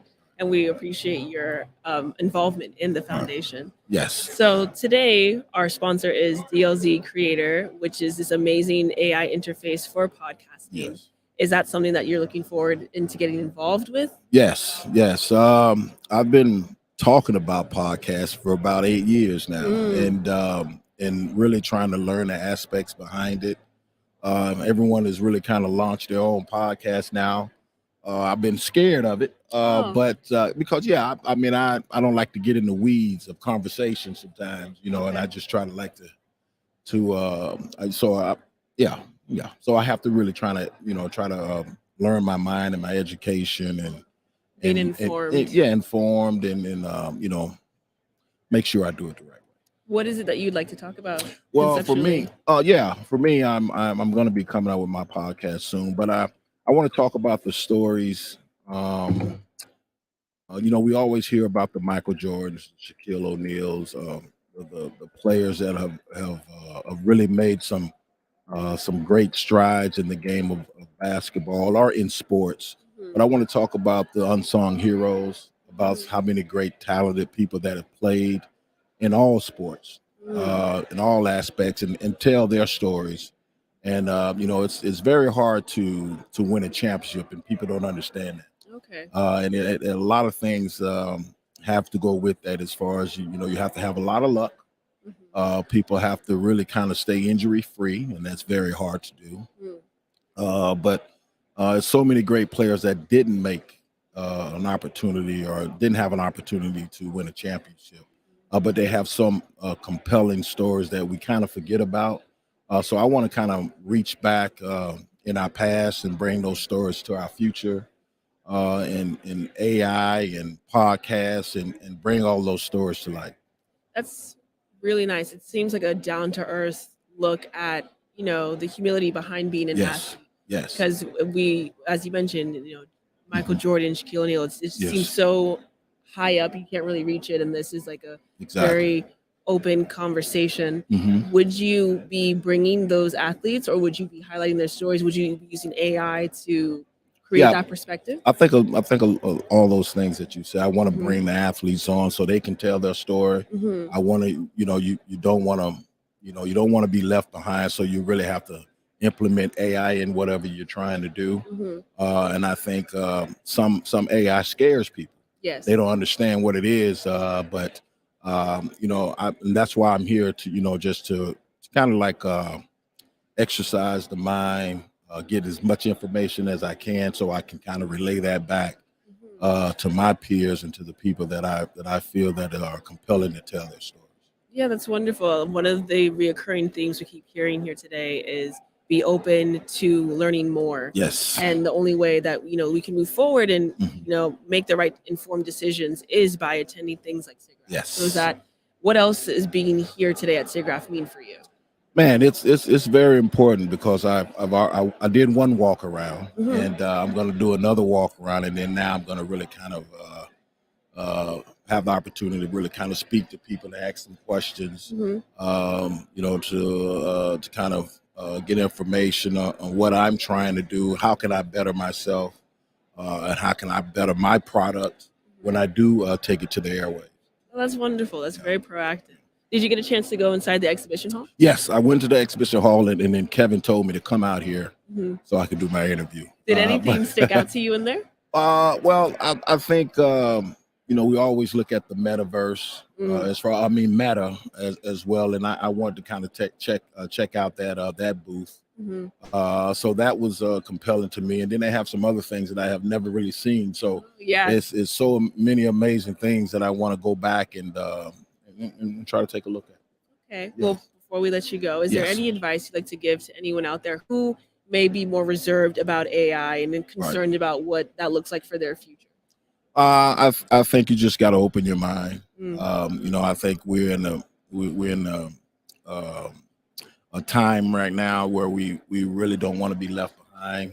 We got to educate ourselves about the future.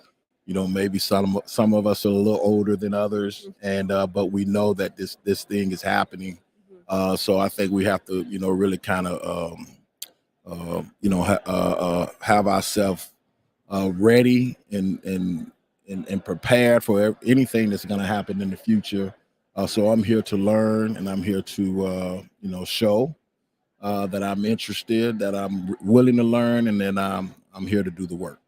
Well, you have my vote of confidence I in your appreciate it. podcast, Thank and you. I love that you're doing this work and relaying this message is super important. Yes. Thank you so much for your time today. Thank you, and you're a great interview. Oh, I want to thank let you know you. that. Thanks, my Appreciate first that. time. Yes. Thank you. Oh, Appreciate first it. time. Doing this, yeah. Oh man, that's awesome. That Okay. means so much. All Thank right. you. Well, I would love to come back now since you interviewed me, so I'm good. Oh, thank All you.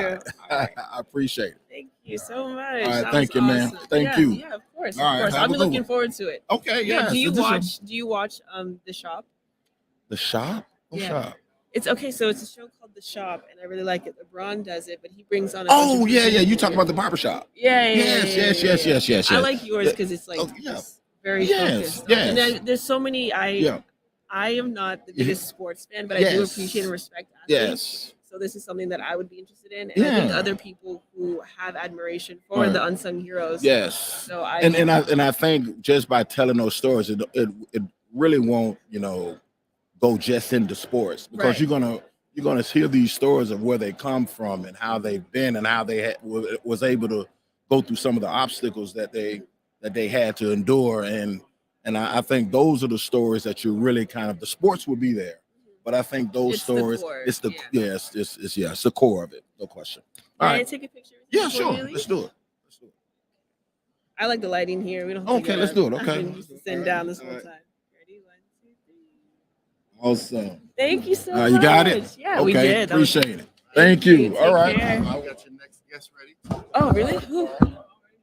Is it Kevin? Man, I can't do that. Yeah. I'll bring him in for you. Okay. Mm.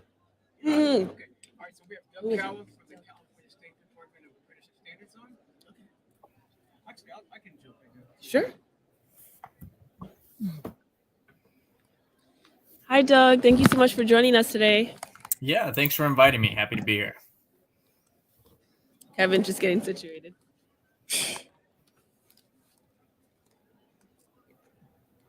There you go. They're gonna There see you it go. on the Open camera. it up. You're Oh, good. my God. Hey, Doug, thanks for joining us. You are the reason why we're here. The apprenticeship program that we have is so key to giving these guys exposure to this creative tech industry. This is something that is not just frontier. It's not just anything futuristic. It's now. And we need to get more people exposed to where digital media or the arts, entertainment, media sector is going. So the apprenticeship program will be very important to us. And if you can just share with the people who, what, why, where, and how an apprenticeship program in the state of California works, specifically arts, entertainment, and media. Yeah, thanks, Kevin. I'm part of the California Division of Apprenticeship Standards. So for any apprenticeship program that wants to be registered with the state, they go through us and they get registered. As far as kind of the idea of the apprenticeship program, it started with buildings and trades, got into firefighters, and it's been sustained there for many a decades in California. And in the last 4 to 5 years, they've really started trying to expand into new and emerging business sectors. So to kind of step away from that classic model of apprenticeship and tailor it to other things such as IT, early childhood, civil service, among others, and then obviously arts, media, and entertainment. For these programs, the idea behind it is the earn and learn model. So you're putting apprentices in a place where they're able to learn about the field, be able to come in with Typically, for apprenticeship, they're coming in with zero or very limited experience, and they're set up with what we call an RSI, the related and supplemental instruction, that's going to give them the training to succeed in the program while also gaining the work experience necessary to receive the on-the-job training and excel on that.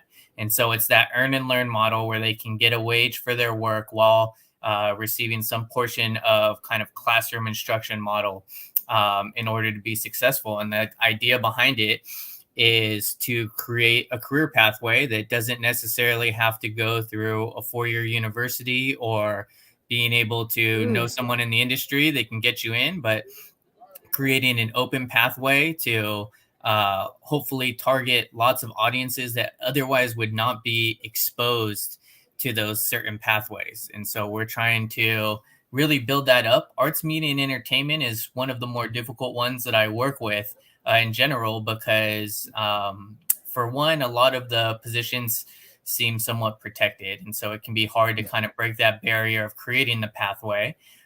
Two, is it is always updating and changing. And that's kind of the beauty of the model, is now designing it to where you can be flexible, build a training that is very up to the date and modern, so that when the apprentice finishes the program, they're not just done and they had that experience, but they're trained so they can go and pursue that career forward. So the idea is to just give them that base experience and the connections to be able to continue to excel at that career, hopefully for a lifetime.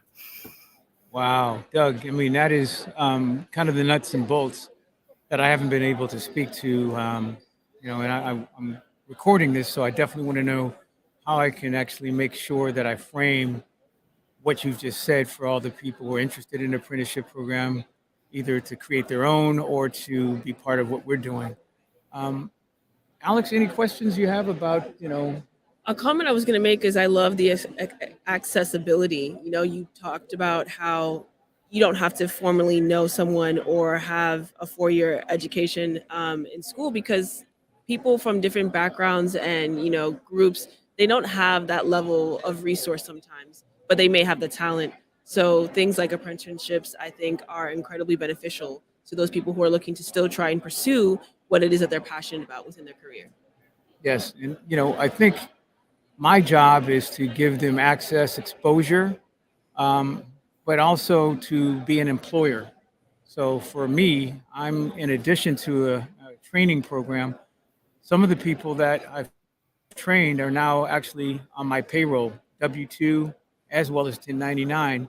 And we're having some learning curve experiences to try to make sure that we give them the best in let's say up to date understanding of what it takes to be somebody that is an employer as well as an employee. This isn't just an opportunity to get some training. It's really an opportunity to get a career started, as well as potentially be entrepreneurial about it and start your own business, which I like, is because I think this industry right now, we're on strike, and a lot of people have to realize they're going to do workarounds. Yeah. Got to figure out how to stay healthy and stay into a place where they can afford to pay their rent here in California or Los Angeles. And I don't know how I can do anything more than say that this is an inflection point to maybe do more than just give people on the job training, is giving them job training on how and where they're going to have to get more innovative and more just more competitive in trying to make sure for themselves that they can stay in parity with all the things that are required for people to kind of move through, not just getting promotions, but really just being able to kind of have a capstone experience. So I'm so proud to be involved with the apprenticeship program, and I can't wait for the next people that we onboard so that we can start a new chapter and getting more information about what not to do. Okay? And to that point, Alex, can you ask Doug? I'd like to have you ask him some of his more interesting experiences in dealing with the apprenticeship programs, especially employees that are trying to make it, but are falling a little short. Yeah, so I am very new to the world of apprenticeship, and I am within the film industry. That's what I got my degree and my background in. So I am currently impacted with the strike, and I just wanted to know like what it is that you look for in someone that will be an aspiring apprentice.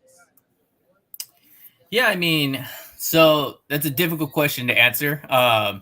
In the sense that I have no part in deciding who becomes an apprentice and who doesn't. I empower the program to do so. So I'll kind of talk to it actually from a program employer sponsor side, which I think is another important aspect to understand about apprenticeship. We talked about how it helps build a pathway for the apprentice and they can earn and learn. Well, for the employment partner, what they're looking for is saying, okay, we need someone in this occupation. Let's say it's digital video editor. We need them to take these kind of classes. We need them to have work experience. So not only have they taken the class, but they've shown that they can be successful. And so they get to work with a program or be a program and build that designed specifically to model the employee that they're looking for. So when they partner up with a program, say like the Car Foundation, they know, all right, if this apprentice has gone through this program, that means something. That means they've taken these classes. That means they've received this training and been able to come out on the other side. So when it comes to what they're looking for, to be honest, it's hard to say at the start. It's more what you finish with and what you graduate the apprenticeship program with. And then you know that they have those tools based on that program's success rate. I will say I have a lot of programs in different spots, but some that deal with all sorts of issues with incoming apprentices. It could be battling certain barriers to employment.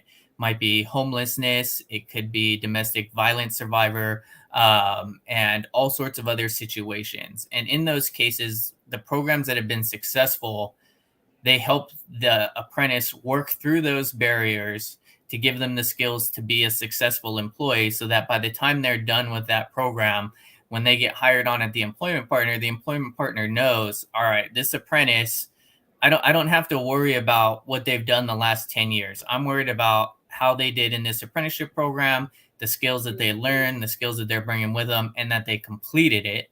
And so now we can successfully bring them on to our company as a full-time employee. Meanwhile, those programs offer them a lot of benefits such as salary, health benefits, the kind of things that a lot of these apprentices have not had available to them for long periods of times, if at all. And so, it's definitely a two-way street as far as benefiting the apprentice and giving them those skills, not just skills of the actual job, but general skills of being an employable person that can have the responsibilities, intellect, and drive to be able to get through something. So it pretty much sounds like a saving grace, which is absolutely beautiful and a wonderful resource for people again who may not meet the traditional criteria, but then through programs and apprenticeships essentially that could bridge their way into working in a more formal space. Yeah, absolutely. And I definitely think in something like arts, media, and entertainment, it can be difficult. You'll have a lot of people who are out there saying, I love this. I want to be a part of it. I don't know how. And then you start finding out, okay, I got to take all these classes, but then how do I get a job? I apply to a job. They say I need work experience. Well, how can I get the work experience if, it's just this never ending loop. And so that's the goal of apprenticeship is you get both. Douglas, I did want to introduce you. We're joined by Kayla Williams as well. Hello, how are you? Great, Kayla, how are you? I'm good, thank you. Yeah, that last part that you said pretty resonates with me. My background is healthcare and medicine, so this is actually my first time being in this space, in this environment, doing this type of producing work, podcast. And over the past 2 days, I've kind of grown into liking this, interest. And so, like you said, not taking any courses, applying for a job and not being able to get it because you don't have the experience. So that's where I think the apprenticeship is really important for me. So just soaking up everything that I can with the help of Kevin and everything that he presents to me, just really trying to take heed to it and then further and expand onto then. Yeah, absolutely. What made you want to pursue this kind of work and in regards to apprenticeships? What was like your call to action of like, we need to help people who are out there with talent and the skill set, but maybe not necessarily the formal background? Yeah, that's an interesting question. I think for me, I had a business background out of college. I was working in business consulting, worked my way up, but then actually had a major career change and started coaching volleyball. Um, and that career change led me down a 10-year path of starting as a JV coach all the way up to a head coach at a junior college. And it wasn't until I had a family that I realized, okay, I want to get back into my business career and pursue that so I can be around more, because coaching had me gone all the time, gone all nights, and priorities changed for me. And during that search of getting back into a business career, I found a ton of barriers where I did feel like, oh my goodness, like I have to take all these classes if I want to pursue something here or get into. And so when I started looking into state civil service, apprenticeship definitely stood out to me because it was something that, to be honest, I kind of needed for myself to reassert myself back into the workforce after making a major change to follow a passion. So the idea behind it was the same. Like it's what I needed. So I wanted to be a part of something that could help others do a similar thing. I remember being college age and kind of being driven one direction as this would be a good career, not really focusing on what would be a good passion that I could dedicate myself to for a lifetime or even a chunk of my lifetime. And that's why I ended up making a big career change. So the idea behind apprenticeship is creating that entry level pathway for someone who has these passions but needs to find a place to get started, and that place isn't going to create more barriers for them. Necessity is the mother of invention, right? Absolutely. Is there anything else you wanted to ask him? Anything that's like coming to mind? This is Um, such good information. Yeah, by the it way. I'm is. processing a I'm lot trying. of what you're Yeah, saying. trying to remember everything. No, that's I actually kind of inspired by it, you know. I was everyone that you meet here is already on like the top level, and then like your competition as far as others that's trying to network, they already have a certain level of education as well. So being presented with a program that kind of fits my situation best is pretty interesting. Yeah, absolutely. And I wish you guys the best of luck. I know Kevin's great and he's highly motivated to make this program successful. And so we're proud of that at DAS, and we're proud of the work that you guys are doing this week for sure. Well, thank you so much for your time, Douglas. We're going to cut back to some more footage of the SIGGRAPH conference right now, but we really appreciate you taking the time to speak to us today. Yeah, absolutely. You guys have a wonderful rest of your day. Okay, as well. you too. Bye-bye. Bye.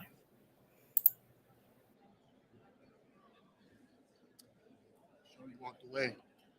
All right.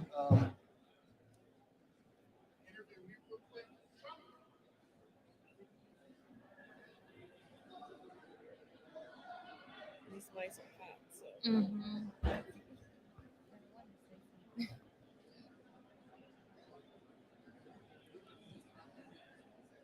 We're almost there, though. I have to. Okay.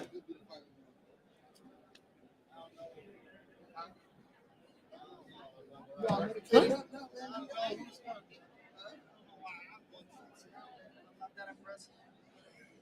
Don't start self-deprecating. Come on. I don't have time for that. No, I'm not all that good. All right, cool. Oh, yep, that encapsulates it just perfectly. Go ahead and put these on. Cool. Thank you. All right, we're just gonna have you speak close to the mic. Yeah. Hello. Conversation. Oh, wow. Sounds good, right? Yeah, the audio is great. Fantastic. I don't know why on my headsets they did not sound great at all. Right? Wow, this is the cleanest audio I think we've ever gotten in any podcast we've done before. We're joined here today by Shoni. I'm another member of the Dakar Foundation. Shoni, would you like to go ahead and introduce yourself? Oh, awesome. Thank you. Thanks for having me. Hi, my name's Shoni Doe. I've been working with the Dakar Foundation for the past 8 years now, since around 2016, roughly. Started out as just a internship while I was the club president, and now here we are. And through their help and their resources, I'm now running a nonprofit, running a studio out in Lancaster, and hoping to help as many people get, as many kids, I should say, and teenagers from foster care and things of that nature into AI, into virtual production. So thank you for having me. You have a long history with Dakar, it seems. Did you start out as an apprentice? Yes, I did. So you are a great example. We had just spoke to Douglas prior, who was giving us more insight about apprenticeships and how they work. You are a great example of the complete benefit of the apprenticeships because you just Yes. mentioned you have a studio out in Lancaster and you have a nonprofit, and it stemmed from working with Dakar. Yes. That's wonderful. That's exactly what we want to see, especially within our community, especially. So you were here at SIGGRAPH today. Is this your first time attending? Are you a returning attendee? Just the returning attendee. I think I visited the SIGGRAPH right before COVID. Okay. So, and then this is, I think, the first one after COVID. Mhm, So mhm. here we are. What does that mean to you being here today?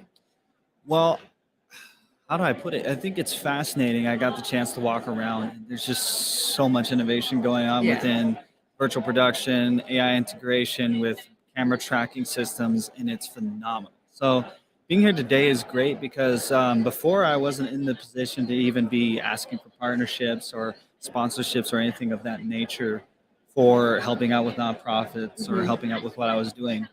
Because back then, even working with Kevin, we didn't have a space. Okay. So we were kind of like a satellite nonprofit, program that was just really getting kids into the nature of networking Mhm. and the ins and outs of, going to these types of events and capturing it, what all that entails.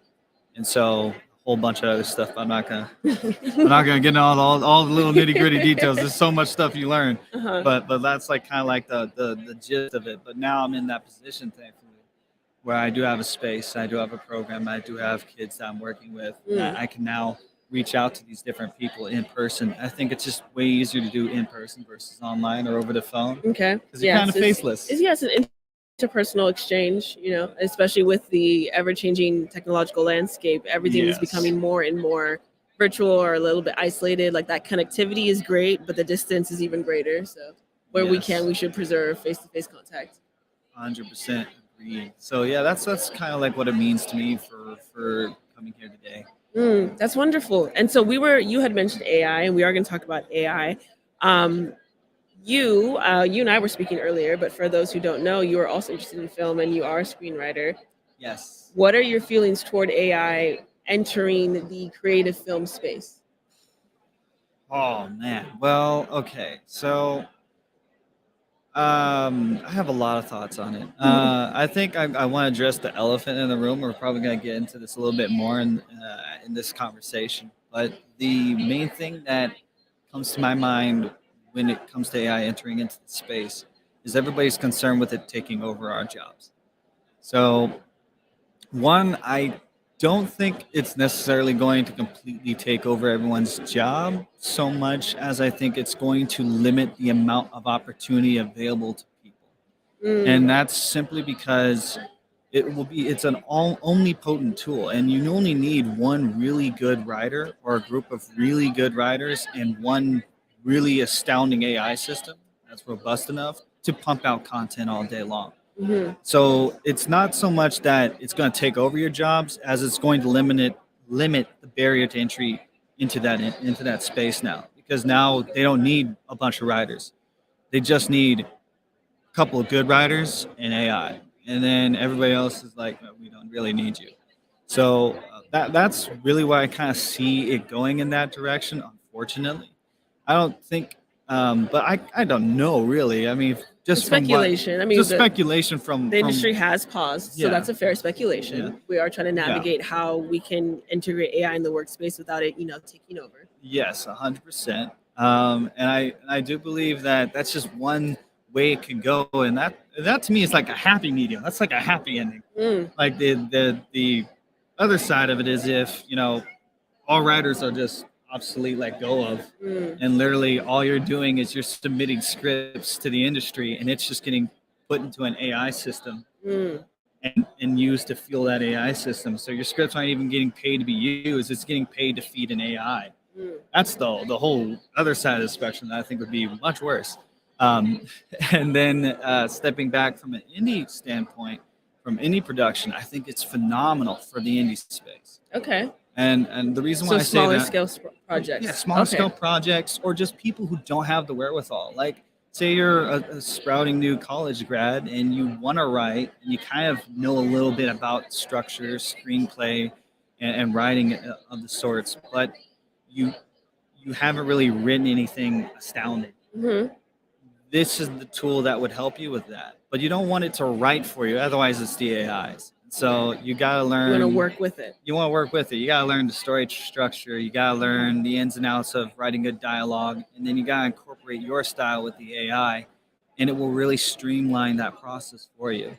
And that's where I think it will help in that respect as me as a writer and its impact in that field. When AI is brought up, it feels like an entity. What kind of tools or resources can writers use to assist them in their writing process for screenplays or plays in general? Wow, that's a good question. So there's actually a lot out there. Obviously, I'm gonna go with like the number one thing, YouTube. YouTube it. If you don't know it, YouTube it. I mean, that's like the best resource for like online learning out there right now. Hmm. If you're talking about specific places I go to, I usually go to Studio Binder. That's one of my favorites. One of my go-to books that I still review every now and then is Save the Cat Save the by Cat. I was gonna Blake say, Snyder. yep. Yep. You know, if you're just getting in it, that is the one. Just read that and it'll get you started. That's what you need. You just need to get started. It'll give you like the rules, the ins and outs of it. And once you know the rules, then you'll know how to break them. But if you don't know the rules, you Yes. won't know how to break them. That's like getting a phone call. All good. So let me put that on silent. Yeah. So that's the cool thing about some writing resources that I know. In terms of incorporating writing resources for AI, Hmm. obviously there's ChatGPT. Yeah, it's it's the free one. I'd say definitely just check that out. And there's a couple of other ones, but they're kind of not there. I don't even think they're worth mentioning at this point. But So ChatGPT is very accessible, both on a interface level that you can understand it, and it's free. So if anyone is curious to like play around with it, they can. yeah, Okay. because all the other ones that are paid for, that's like if you already kind of know how to write, how to do script writing. Hmm. If you don't know it, I think it's just not worth investing the time and money into it. And then if you already are a pretty good script writer, it's not necessarily even needed. Okay. Yeah, because the way I use ChatGPT right now is it's my brainstorming partner, and it's my fact checker. It's my go-to like to just get started in research. I ask it a question, it sends me links. If I have a topic I want to explore, I can explore it with it. I basically treat it as like a table of professionals that have knowledge that I don't have, Okay. and I ask it questions, and I use that, and then I go on Google, I fact check, double check, and then I'm able to start getting into my writing. And that's basically how I use it in my workflows. And then when I have a scene, I put it in and have it analyze my work and see, is there anything I'm missing? And how does it let you know that? Does it say, oh, like the slug line is wrong, or? Ooh, yeah, that's a good question. So the way AI works, and this is a part of prompt engineering. So prompt engineering, if you want to work with any AI, you should learn that. Mhm. I'm trying to remember. There's a free online course that I took, and it only took me like 2 days to go through. But look up prompt engineering basics or something like that, and Okay. it basically teaches you how to converse and talk to AI. But what you're when you ask AI to do something, you don't want to just say, "Hey, look at the scene and tell me what you think about it." It has nothing to go off of. Right. Right. So what I do is I bring in parameters to say, hey, based off of this blueprint of what's given on Blake Snyder, the rules for writing out a scene, the pacing, or from Studio Binder, I literally copy those rules, put it in it, based off of this wall of text, right? And then an example scene that I'm trying to go for this style. Can you look at my scene and tell me some advice on how you would write this to match this theme or match that style, or if mine is too similar to it or not, or is it its own original piece based off of this criteria, and then you send it in, and that's how you get the best results. If you just go with a generic question, you're not going to get anything. So it's like a contextual formula that you're building Yes. to then enhance your own writing skills. Yes. I do like how this conversation took a turn toward the hopeful because as we've discussed AI with all of the other people we've interviewed today, it is true there is reservations, but then we are also trying to reshape, the narrative around it because AI doesn't have to be the scary thing. If you open yourself up to learning, if you explore, if you ask questions, then you can feel more. First of all, you're more knowledgeable, so then there's less to be scared about. It's not some unknown, and it can work in your benefit. Yes, it can. Is there anything else you would like to add? Any advice like to give anyone who is as ambitious as you are, or especially within the film industry? I would say if you really want to be up to date with AI and wake up scared half to death every morning with how fast things are moving, I'd definitely say hop on LinkedIn and just start following all the big major AI developers.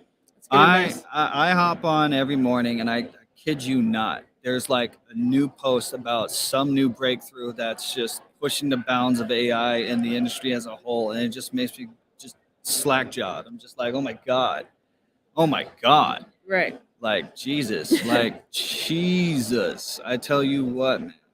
And the reason why I say it's scary is because it's like it's scary accessible. It's all open source.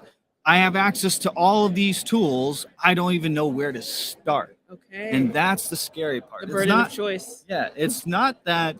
It really just, you got to change your frame set on it. You either can see it as this big unknown, or you can see it as this giant playground where you can take hold of a million things to boost the indie space. I really feel like AI will boost like the indie space into the stratosphere.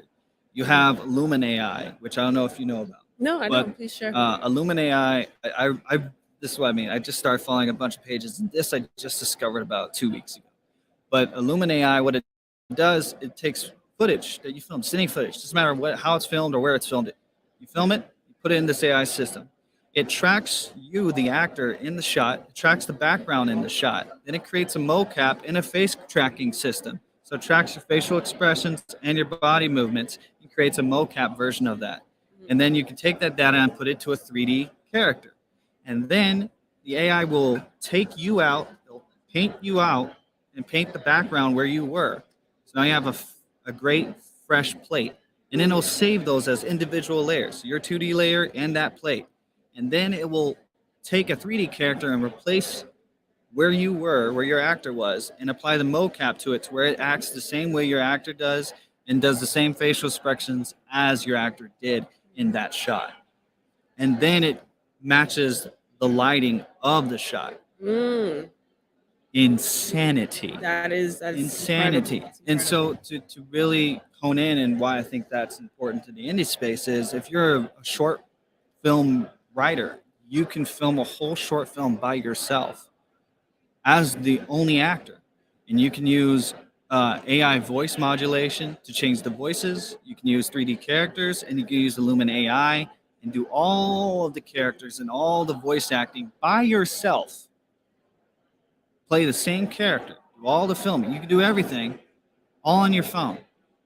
Your phone. It's very accessible, and it sounds like a really good start to a proof of concept. But we also don't want to, eliminate and get rid of the extra crew. But No, that you sounds like a don't. good foundation point for young aspiring filmmakers. Young aspiring filmmakers. I mean, like the way I see it is, it allows you to get familiar with all the tools, familiar with storytelling, be a part of the whole workflow without knowing much. And that's what I mean by it's a great thing for the indie space, because once you do have all that tool and that access, then when you do start working with other people, you start working professionally, it just opens up a whole new world.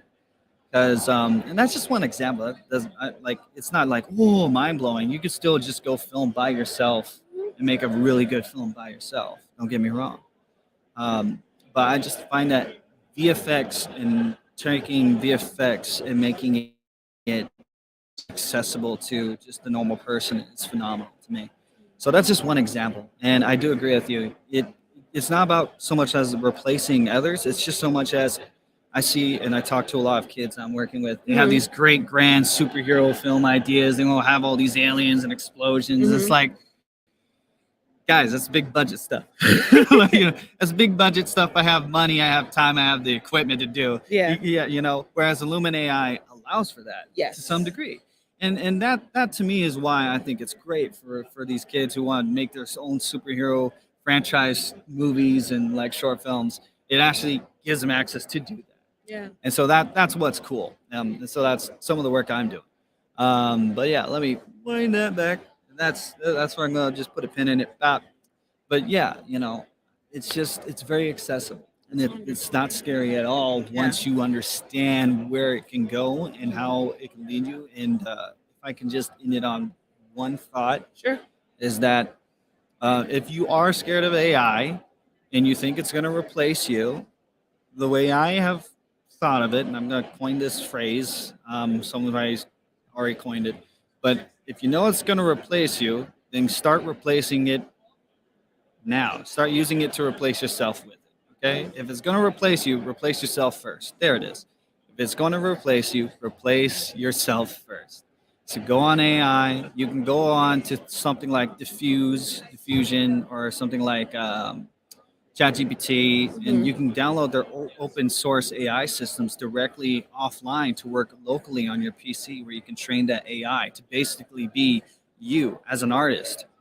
And then, because, we were talking about this earlier, but I'm going to throw this question into your ballpark now. Was about the legalities of it all, and about how to maintain people's artistry and maintain the soul of people within the industry as filmmakers, because I know you're a writer yourself. So Mhm. what are your thoughts on that? I think that as you expanded more on your process and how you're using AI and your belief toward AI, I find it illuminating and inspiring, and probably encouraging, not to myself but to others as well. I still do have my reservations, not because of how advanced it is, but more so the intricacies behind it. I'm a big fan of letting something continue to blossom. This is new and everyone's excited. I feel everyone's excited over the seed and they haven't seen what it's going to grow into yet. I like to wait. I like to see the garden blossom. I like to see it grow. I'm a fan of the garden, but I do want to see what's going to come out of the garden. So I want to give it a little bit more time, but I am being proactive, and being here at spaces like SIGGRAPH is also very beneficial to me, because the more I know, the less, I don't know. So Yeah, I feel that. with that being said, thank you so much for your time today, Shoni. We're about to wrap up the show, but I hope that you enjoy the rest of SIGGRAPH and check out other places and make more networking, any connections as well. And for anyone who's interested in attending SIGGRAPH, it's a year-round event. SIGGRAPH Asia is going to be happening during winter. If anyone is in Australia or watching from Australia or near Australia, you can definitely join there. Thank you so much for your time. All right, thank We you so much. appreciate it. Thank you for having me. All right. Yes. All right, last and final. I'm gonna do one last one. All right. Oh. Thank our sponsor.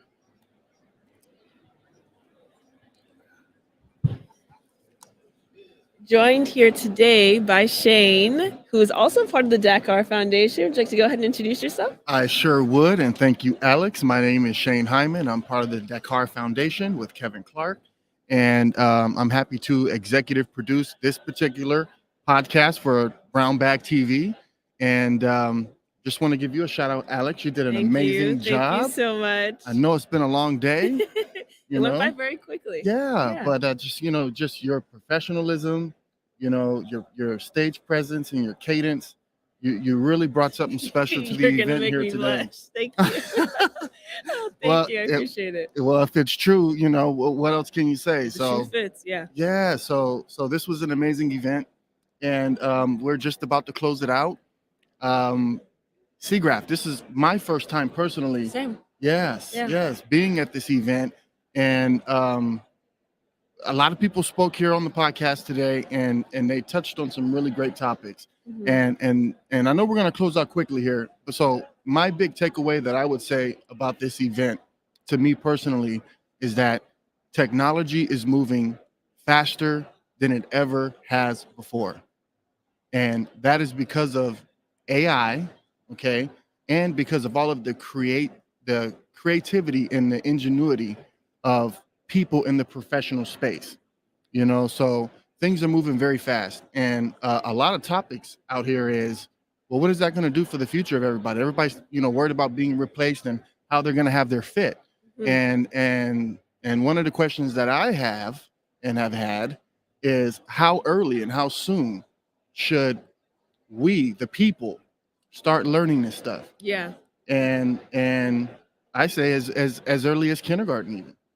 How And come kindergarten? because that's when students begin their journey of learning. Mm. So with that, we forged partnerships. So in addition to me working with the Dakar Foundation, I've also founded my own tech company, and one of our initiatives is in education. Okay. So we're fortunate to be able to partner with some companies that have some learning technology that's backed by neuroscience, and it's teaching even children K through 12 how to use AI. My youngest son is 4 years old, and he's using AI tools to learn his curriculum and show to the world and his parents and his teachers that he's learned his assignment. Mm.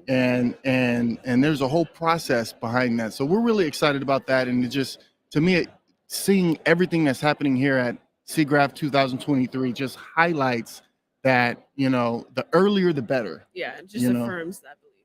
Yeah, and then you like what Shoni just said, you have to replace yourself before you get replaced. Mhm. So in order to do that, you got to learn the tools, and you got to stay on the pulse of what's happening in the market. So attending events like this, Being informed. yeah, Yeah. being informed, being on newsletters, and Mhm. watching YouTube videos, all that stuff counts. So I just wanted to cover that, and I wanted to thank you Thank for doing you. such an amazing job. Thank you so much. Yes, and I also wanted to thank our sponsor, right? We had Amazing. Mackie with the DLZ creator, an artificial intelligence, mixer, audio mixer. I'm amazed by it. I really want to play with it, but we're working. I know, right? So we had fun, and this is really our first time experiencing this amazing technology, the DLZ creator, and we did well with it. We did. Yeah, we It's did. wonderful. And there's so much more that you could do with this particular product. And I know the more we do, the more podcasts that we do and the more events that we experience with this technology, the more we'll utilize it, more Yes. features Yeah. that we can unlock. But we're happy to be able to take it out of the box, Mhm. incorporate it here today with Alex, who did such a great job. So we want to thank Mackie. We also want to thank Sammy's computer. Sammy's camera. Excuse me, Sammy's camera. All good, all good. Yes, Sammy's camera, because we got a lot of equipment that helped aid us Very thankful. to be able to put this podcast together. So We look uh, very official over here. You're seeing us from the front, but everyone passing by, they're all amazed. They're coming by. It's like, oh, what's going on over here? So we really did get some attraction. We did. People stopped by, took photos. It was great. Yeah. They're like, hey, can we get in? Can we get interviewed? Come on, Sammy's. Oh. Well, this has been a wonderful SIGGRAPH experience for us, because this is also my first time. I fully intend to walk around, but I am so thankful for this opportunity. So thank you to you, especially as executive producer. You were great. You were by my side, supporting me the whole time, which I appreciated. I felt comforted knowing you were there. You're like my anchor. And it was great to finally have you on camera as well. So I'm glad that we're having this moment. Absolutely. And the pleasure's all mine. Again, thank you. You did a phenomenal job. Thanks to our sponsors. Thanks to everybody who was interviewed today. And thanks to ACM SIGGRAPH. Yes. Yes. Thank you so much for having us. We hope to be back. All right. So this is our Brown Bag TV event, and we are happy to close out. Thank you. See you next time. All right. Bye for now.